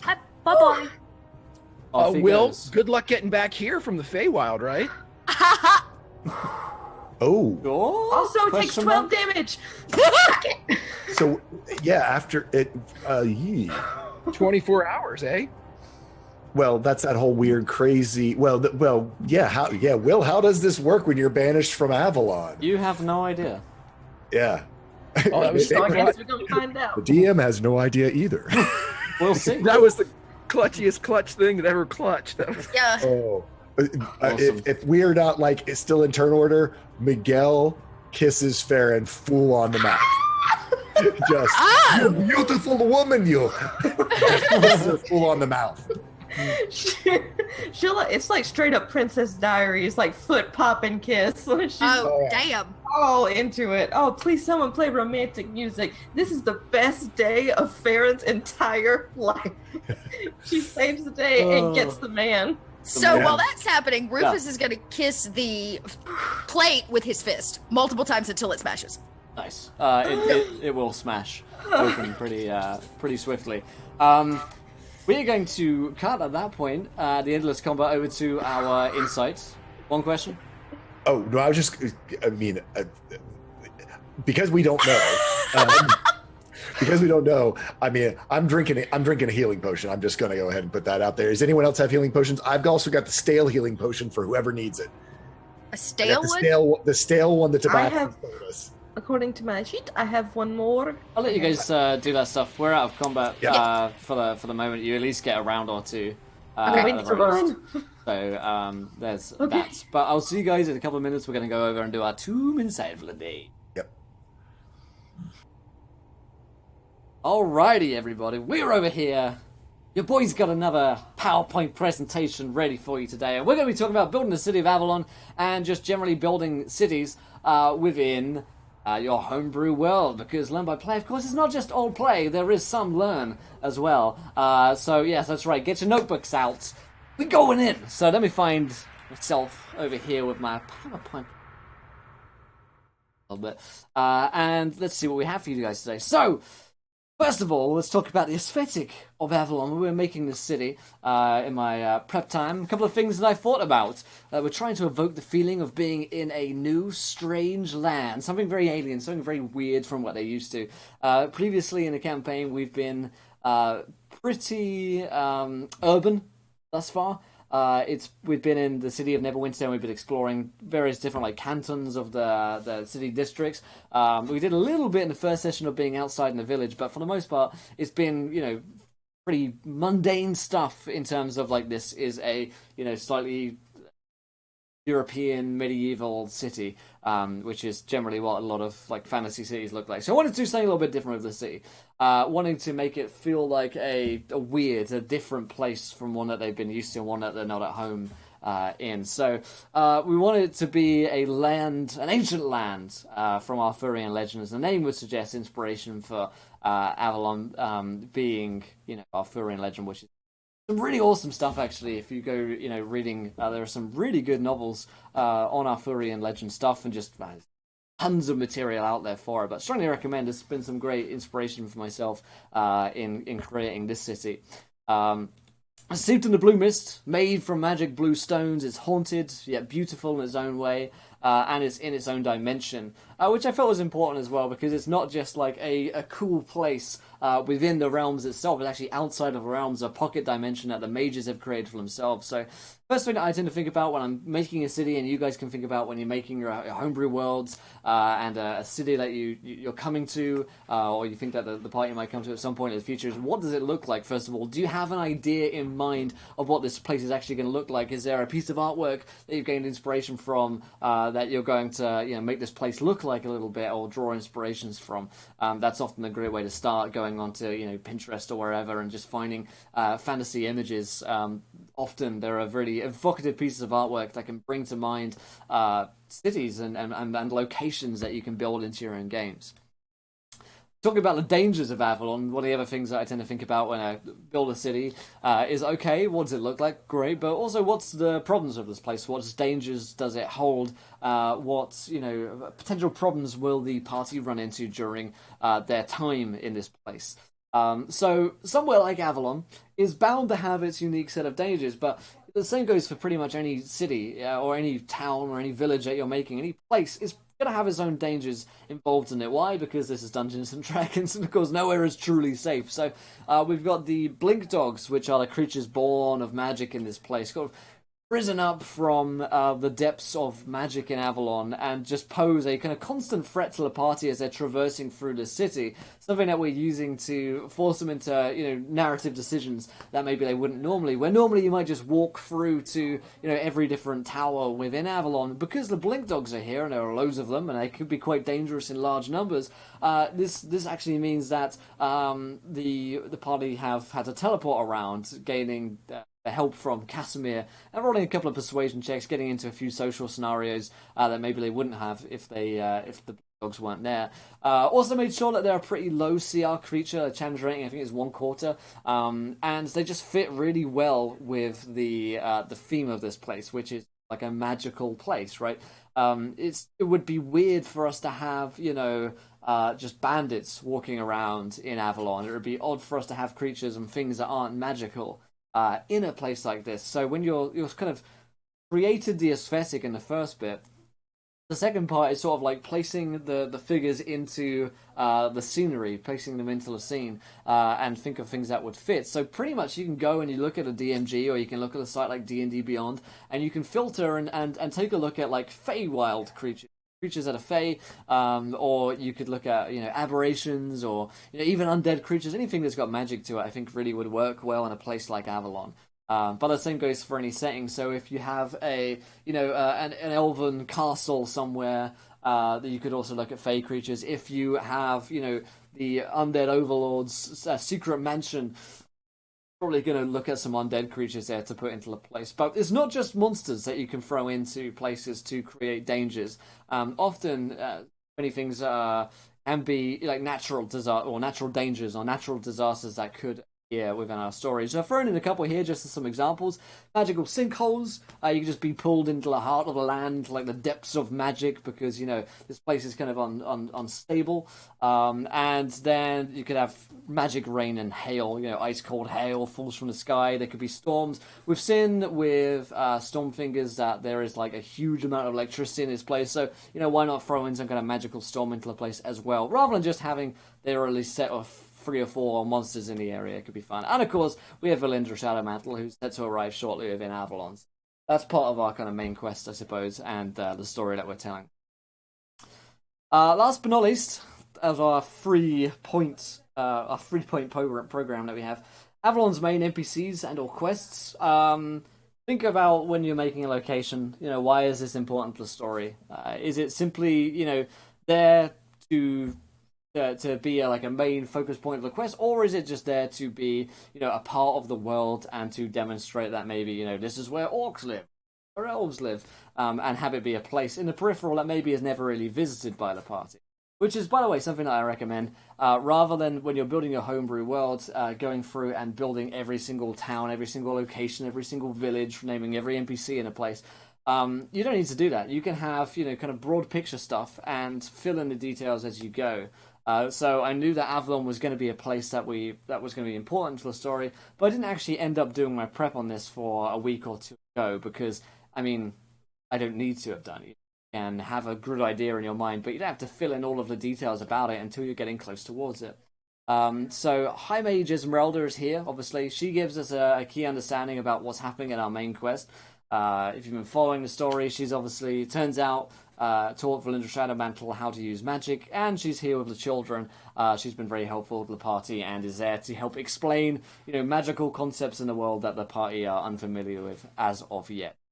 Our quest here is, of course, to defeat Valindra, but also it's also a place to figure out our overall story, which is perhaps that the Lich Acererak is not so well defeated as maybe we thought he was at the end of our Tomb of Annihilation series. We have the Master Casimir here, who's also here to help explain phylacteries, which are just an important concept that the characters might not understand about liches, and also here to teach us about this dark arcanum and the place perhaps to find the knowledge where Acerek's phylacteries are being stored, which will most likely come into effect. The High Mage, Tauren, aka Stormfingers, he's at odds with Esmeralda. Possible roadblock for the party to overcome. Possibly he's a helpful NPC down the line, who knows. But showing that the mages of Avalon are somewhat fallen from grace, then perhaps as powerful as Esmeralda led them on to be. So, plenty of things can happen with all of these quests, all of these NPCs. It's sort of just a matter of filling in the blanks once you have the aesthetic, once you figured out the dangers of this place.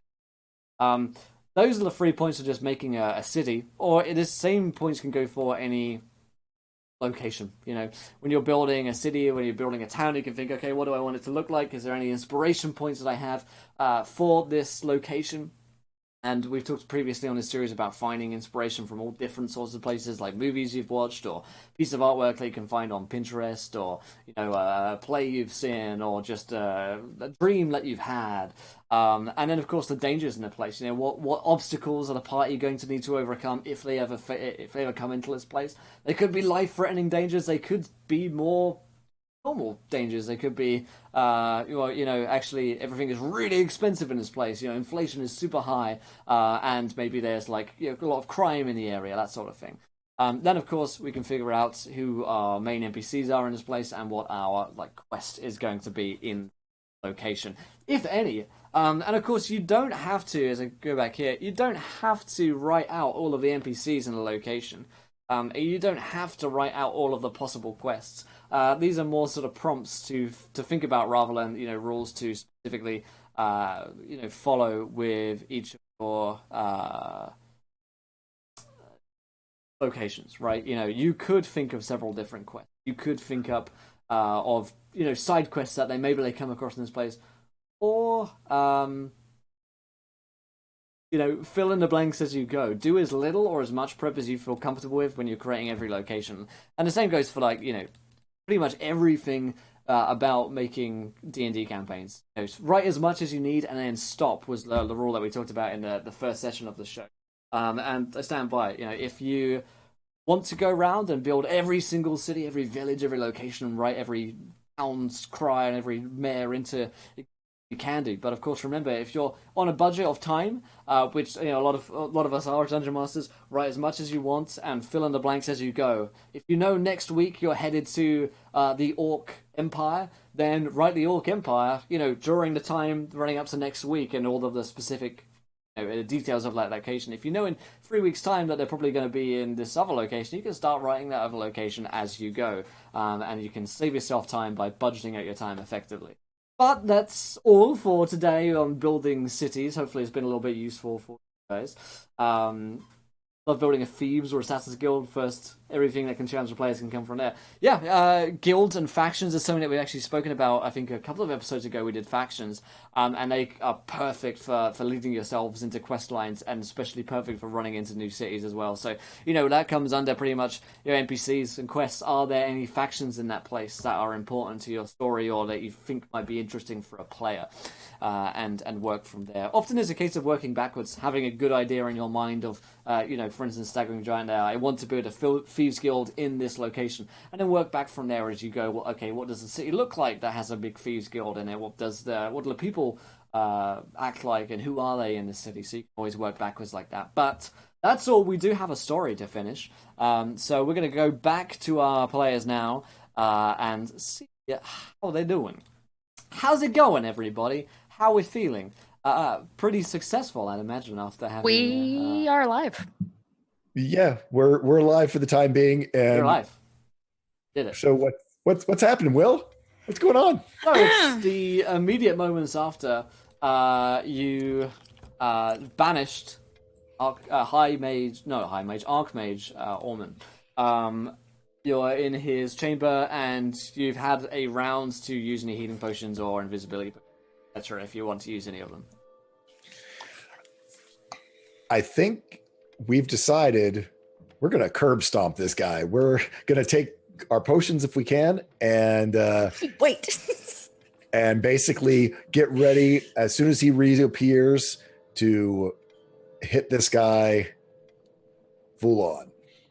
Yeah, Zephyr standing right beside the spot where he disappeared. Yeah, I'm 10 feet away. And our one question was, actually, we don't need it yet. We might have to ask you about a stale healing potion, how much healing it does. How long does the banishment last, Sid? A minute? It just until his next turn.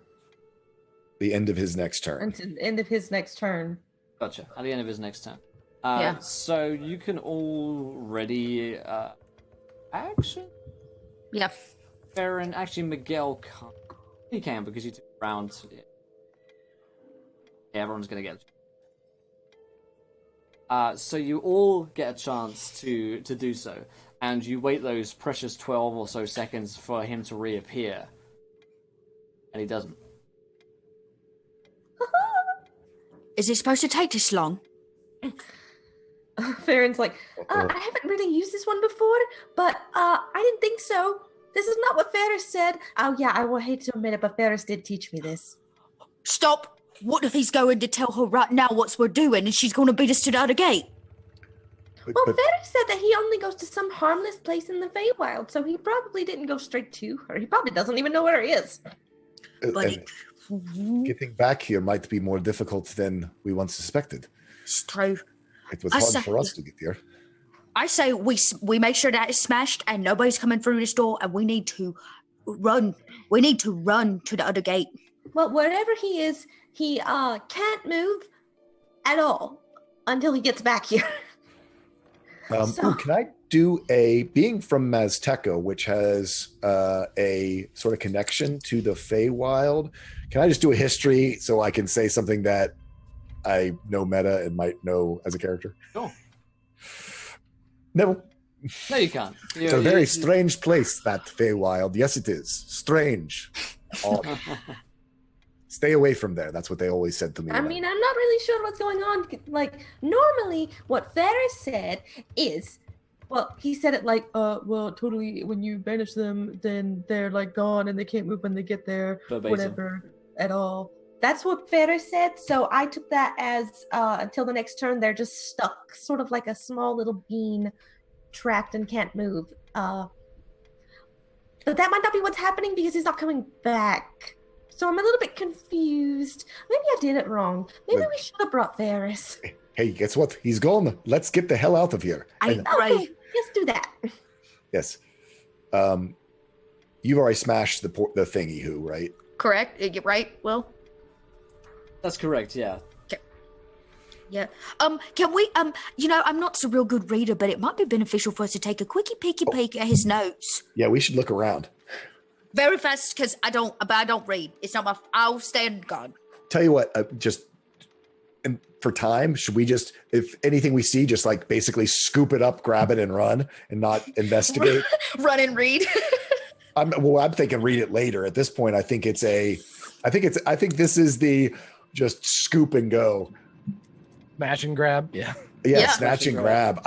This could be. He could be back in another 6 seconds, guys, and we will die. I'm not done Your healer's today. going. Your healer's going. I'm tapped. Out of mana. OMN. Okay. It's true. I say we run. All right. If there's anything on a desk or whatever, I'm just going to sort of grab it and scoop it and.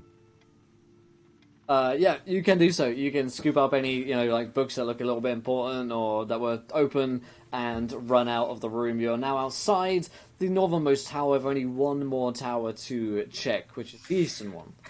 Again, Are the blink dogs? Blink dogs. Yeah, about 50 or so of them in your way. Okay, you know what? This is why we've got some invisible. Who wants to go invisible? Do they know? Let's make sure that we aren't using this when we don't need to use it. I'm willing to.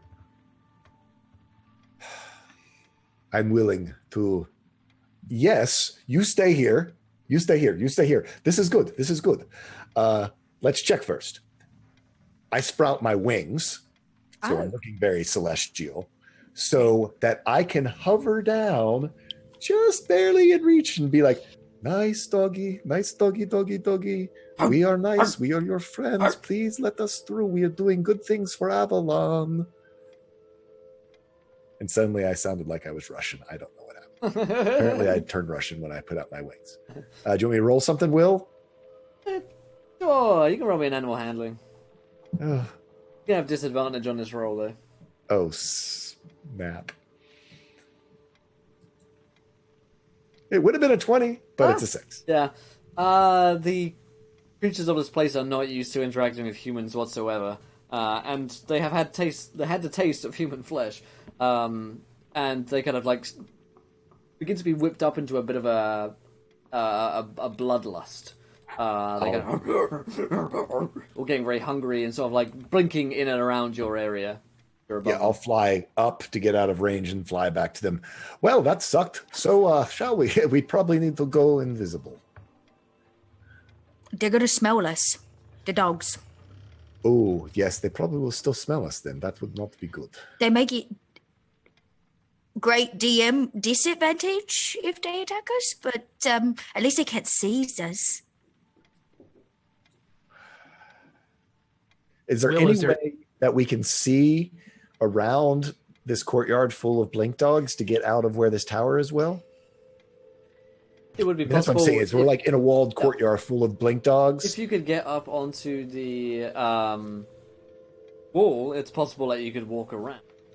The wall, of course, is 100 feet or so high. Ugh. Well, I mean, I could climb it. I can get up there. That's no problem.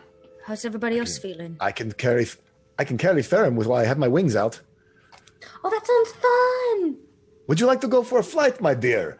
Let me show you the world. Yes, I'm flying. Just still like totally ditzy from the fact that you just like. Yeah, I'll scoop her up and take her to the top of the wall, trusting that Rufus and Zephyr can get themselves up, as they said. Copy that. Make a lie out of me. So Farron and Miguel can quite easily get up from the top of the wall. Here I go. Wait, hold on. Ooh. I tried. It's just too much.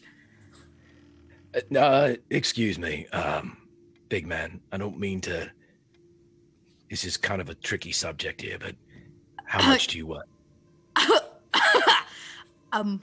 Well, last time I checked, it was somewhere about 320. Okay, this is very important. Do you think that you feel lighter after all of the work that we've done, all of the running around? Do you think? Perhaps I should I might feel lighter. I could drop some things.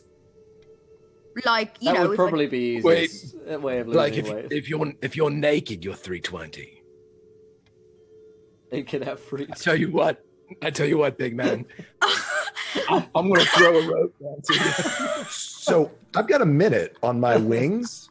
Could I swing? Do I have time to swing back down and help Zephyr if he's thinking about that the two of us carry up Rufus? It's possible. It would require. I don't think anybody's carrying. It would No, I'm just require saying both of us do. high DC athletics.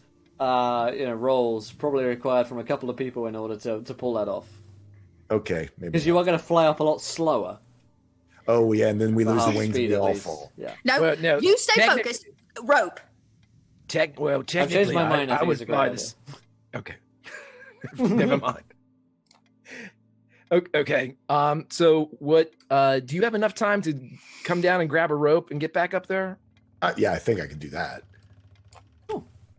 Or you could take a rope with you, Baron. You and a rope. Well, actually, no, I You guys have a rope. all have rope. I mean, you have been overcomplicating Karen's this. just hanging out. She should drop the rope. This is like the leapfrog thing. This is like the leapfrog thing all over again. Ropes together if you have an adventurer's pack.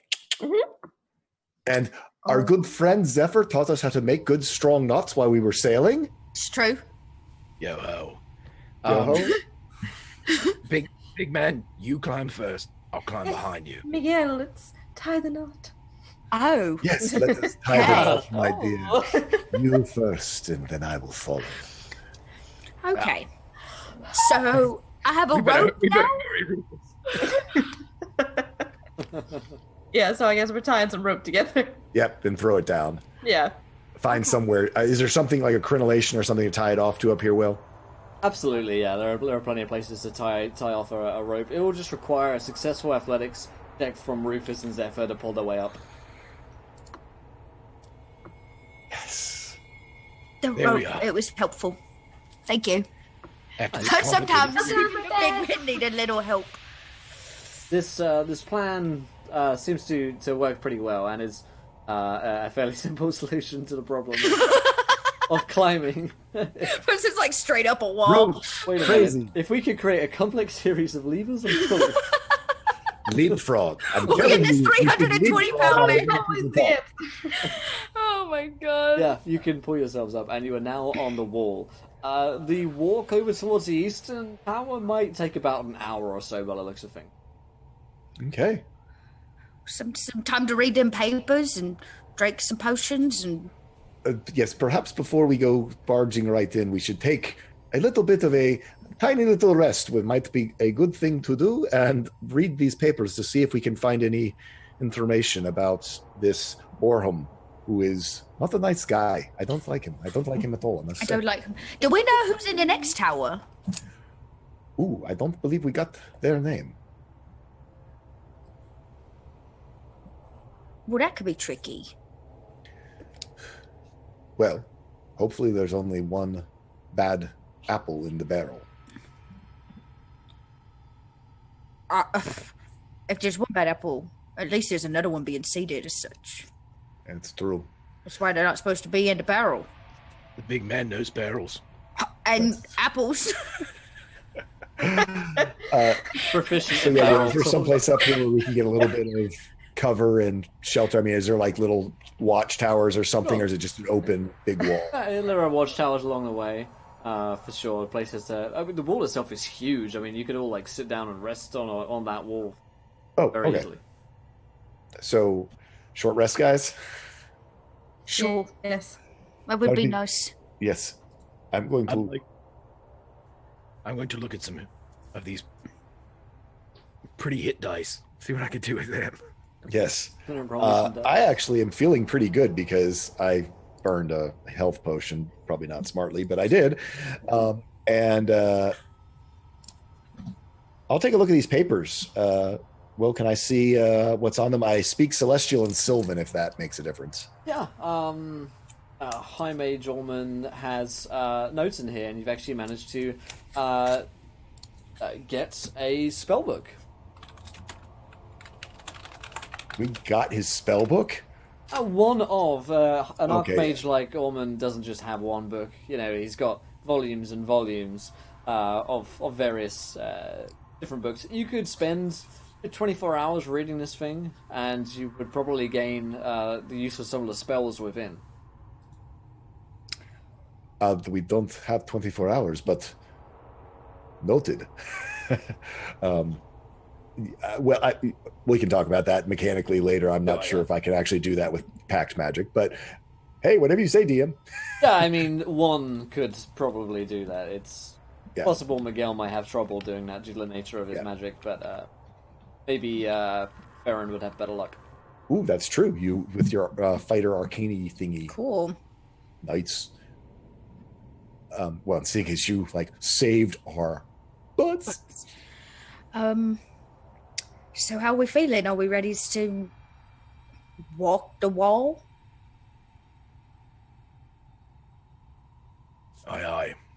This was some. So, my dear Theron, I think I have something that might interest you. Something that you will find intriguing.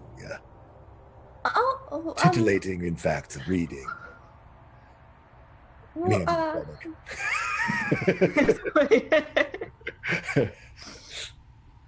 okay. That way you don't have to learn from the Ferris jerky jerk anymore. Yeah, she like Maybe takes the best it. gift is that you don't have to deal with Ferris ever again. Yeah, that's true. But she like take it and like turn it upside down and shake it and see if anything comes out. And she's like, "Oh, it really is a book. Thank you." Miguel smiles. that? I'll remember to slip something else. Something shiny, perhaps, in my next gift to you, my dear.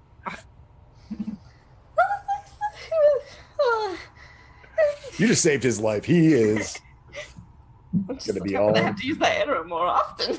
Yep. Zephyr leans over to Rufus and goes, What's going on? Oh. I'm not real sure.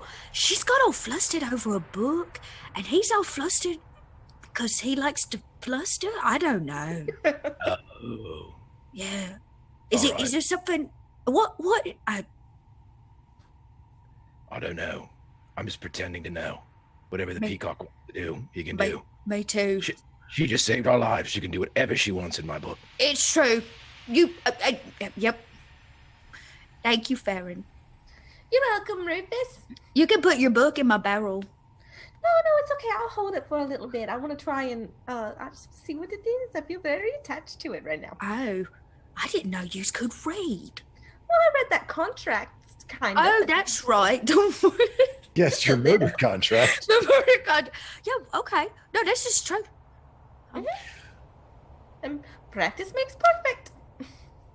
I guess we move along the wall to the next tower. Indeed, all along the watchtower, the group of you move until eventually you come to the easternmost tower. You're actually entering from a higher point from the one you were before. The tower's being quite high, and you've only ever entered in on the ground floor. So you actually find yourselves with a door before you with a hand pad and a mirrored, magical wall door in front of you. Knock, knock. Yes, we should knock this time so we do not surprise who is inside. Well, there's no door to actually knock on. I mean, put your hand on the icky, sticky. Yeah.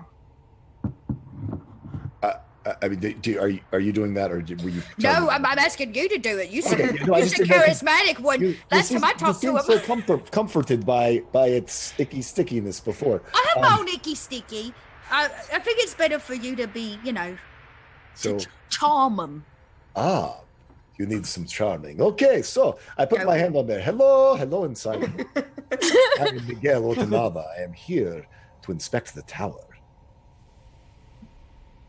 You hear a female voice going back on the good magical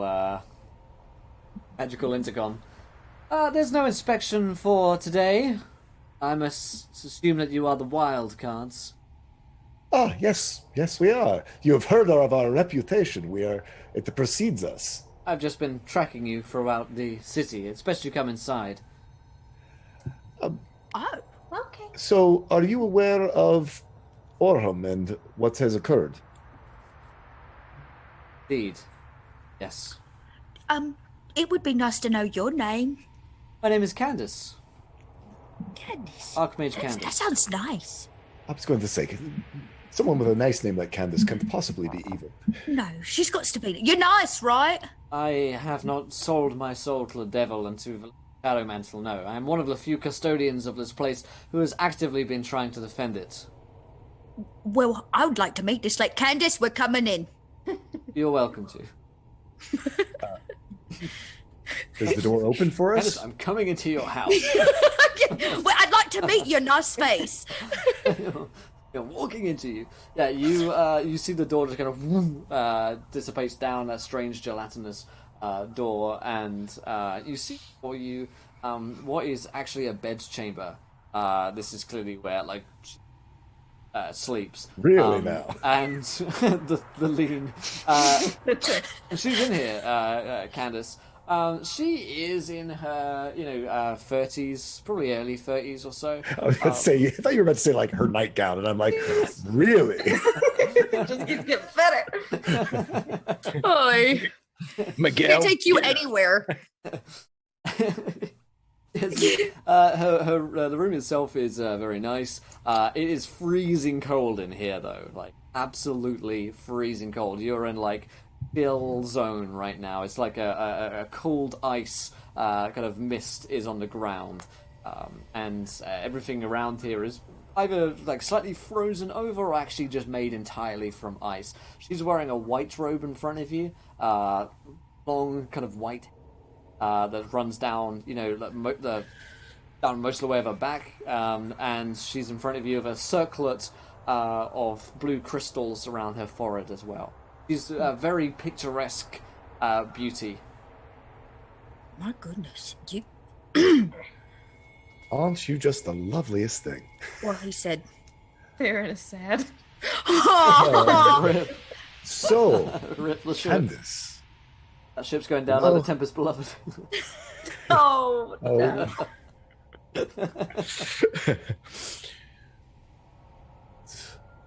What a lovely bed chamber you have here, my dear.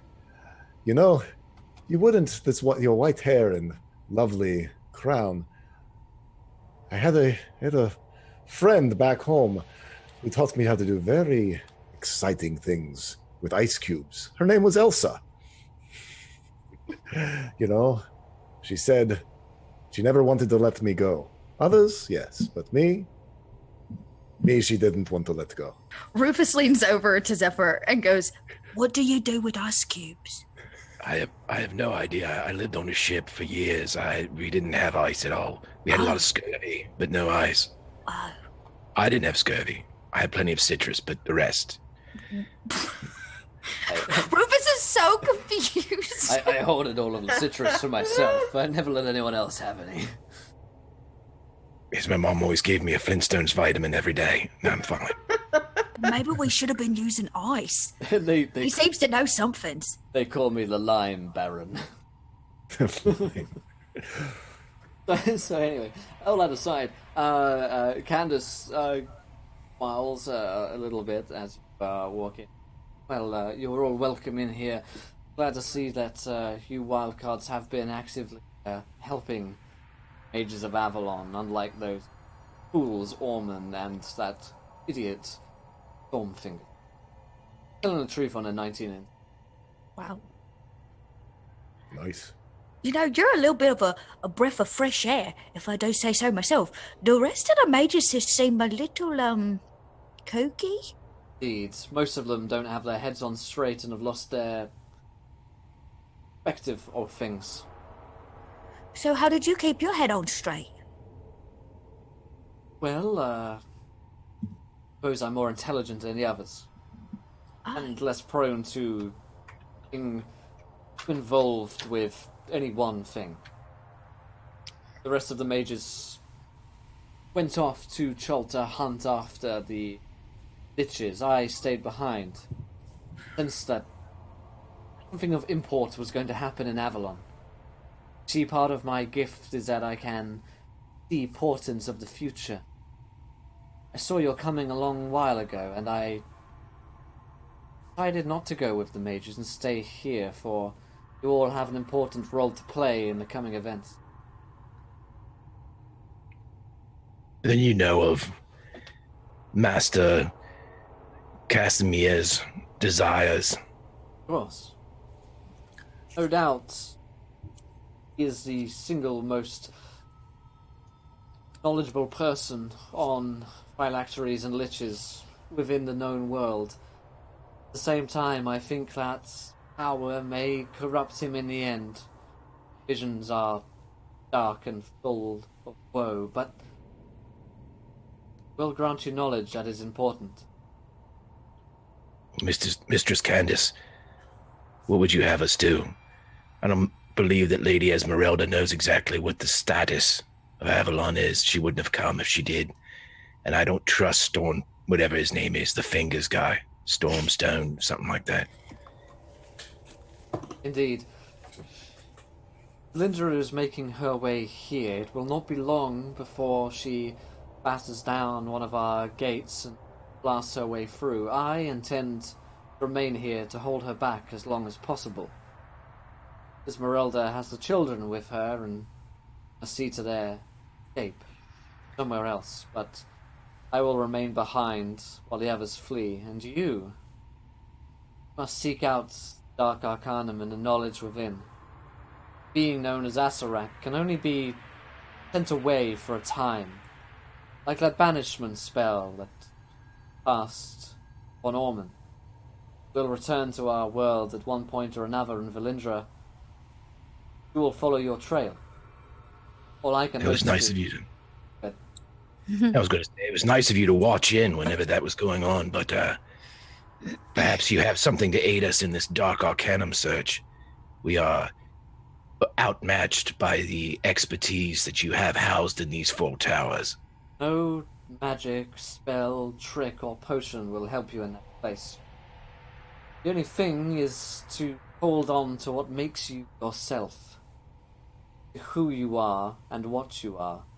Dark Arcanum will seek out secret within yourself. But hold on to what you are. Remember your task. Such a place. I cannot help you, aside from arming you with that knowledge. Be prepared. The others will flee to some place or another. I will remain behind and hold out as long as I can before my doom meets me. It is a shame that this is the only time that we will all meet. For the adventures you will go upon and the deeds that you will do will change the course of the world in ways that even I can't foresee. You must go there with Casimir. So we kind of had a plan to maybe like destroy all the keypads, so that, you know, if it's just going to be ones of you, just one gate would be easier to defend. Indeed. When she comes, I will sense it. I will head to that gate. She knows that it is only a matter of time before she can break through. Esmeralda taught her everything. Can I ask you a question about this here Esmeralda? May. Although our time is short. I'll talk fast. Is she, I feel I'm getting the icky feelings that we can't trust her. She trained the person that ends up being the Lich. There are many paths that we walk down in our lives, only decisions that we make. I do not blame Esmeralda for trusting Valindra, for it was not Esmeralda who corrupted her. It was Asarak. She could not have known. It weighs upon her heart each and every day.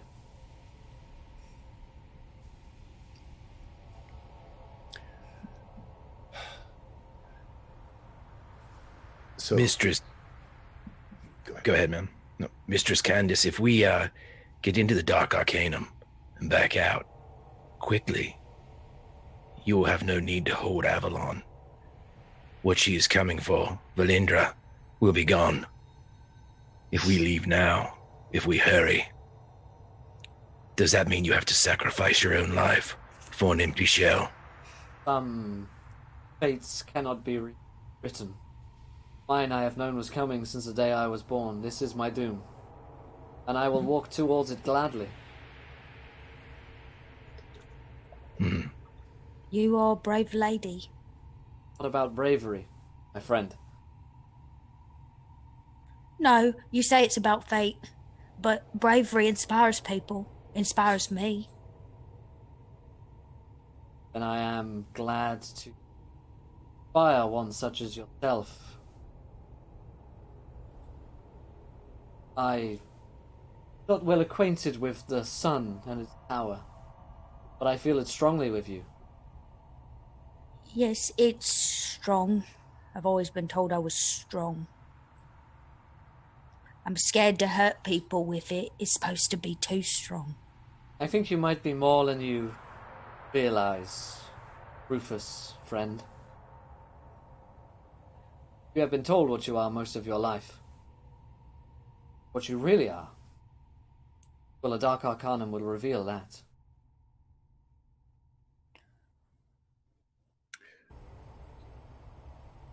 My lady, your candor and your coming sacrifice inspires us all. May we ask one final boon? You say we can trust Casimir to get us inside. Once we have what we need from within there, should we run away? Should we go elsewhere, not follow him? And how should we go about leaving him behind, one with his power? Defeated one Archmage. Comes to it, I believe that you could defeat another. The words that Casimir spoke were true. Acererak will return. Has many phylacteries, and we must find them, destroy them. The other mages never listened. That's why we're left with one last hand. Wild cards. Well, I guess our destiny is before us as well. It is. Thank you for your kindness. And, we hate to ask you, but, if you could maybe teleport us back to, Casimir, sure would speed up the process. Of course. The dogs don't like us very much. Do you know any tricks about them, or will we not be facing them again? I do not see them in your... You are... Thank you. Miguel just says simply, for once not flirting with the woman in front of him. One last thing. Find the boy. Aeneas. Pontimus's son. Indeed. He is still to have a role to play in all of this. Is he here? In Avalon? Avalon is... dead. Or dying. Soon it will be. The boy carries the last hope for Avalon to be born again. He will found a new city. Well, then we will find him. I promise you that. Then she opens up a ice-chilled door for you. It's time that we part. Zephyr waits till last. Yeah, Miguel has the impulse to say something and doesn't, just bows to her and walks through the door. Rufus follows suit.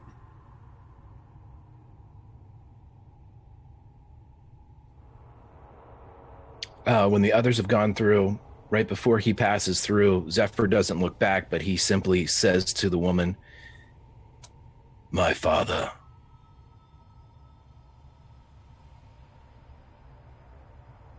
Is he coming?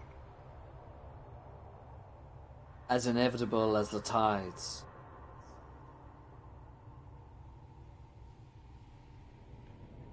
Good journey. And he walks through.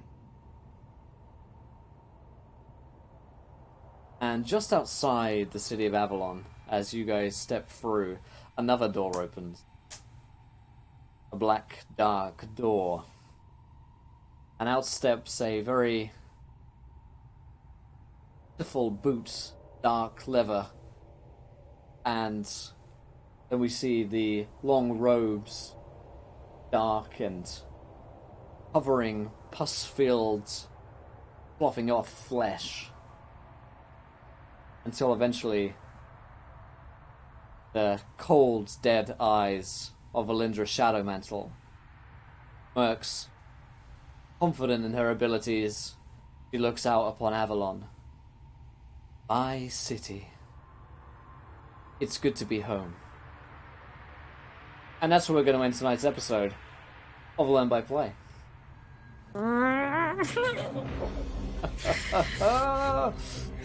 One door closes, another opens, right? Absolutely. Absolutely. Well, my friends, that's where we're going to end it's for tonight. We're going to have to get into things next week. Exciting news for the party, and congratulations, because we all level up once again to level 4 as we defeated an Archmage, which I was not expecting. So congratulations to you all for that. Good job, Farron. So we go up to level 4 for next week, and continue to get into the mid-tier of play, which is a particularly exciting one. Level 5 is going to be a really big one for you guys, so congratulations everybody on that. Ding, ding, ding. Big level up. Thank you guys in chat here for watching tonight's show. Yeah. We're here each week, every Saturday, 6 p.m. Eastern, playing Learn by Play, so come along. Each week is a different lesson and a different episode of our adventure, so come along and have a good time there, of course. And of course, if you guys enjoyed us today, we'll encounter Roleplay Crew, and you can find us over here on Twitch. We play Dungeons and Dragons, Call of Cthulhu, just a myriad of different role-playing games every single week. Our new season is starting in just like a week's time, so jump on board the train, come over, and enjoy some Encounter Roleplay. The next show is the Heroes Graveyard, which is starting in just a little while, so hang around for that, and Trump and Koibu will be on in just a little bit here. But let's go around to cast and crew. Did we enjoy ourselves? Where can we find you guys online? Tool Squirrel, great job today. What did you think? Oh, great time. That was a great encounter. And, again, all props to Sydney for remembering that banish arrow. We all just had brand new abilities, and to remember something that was going to save our hides was awesome. I am Tall Squall. You can find me all over social media as Tall Squall.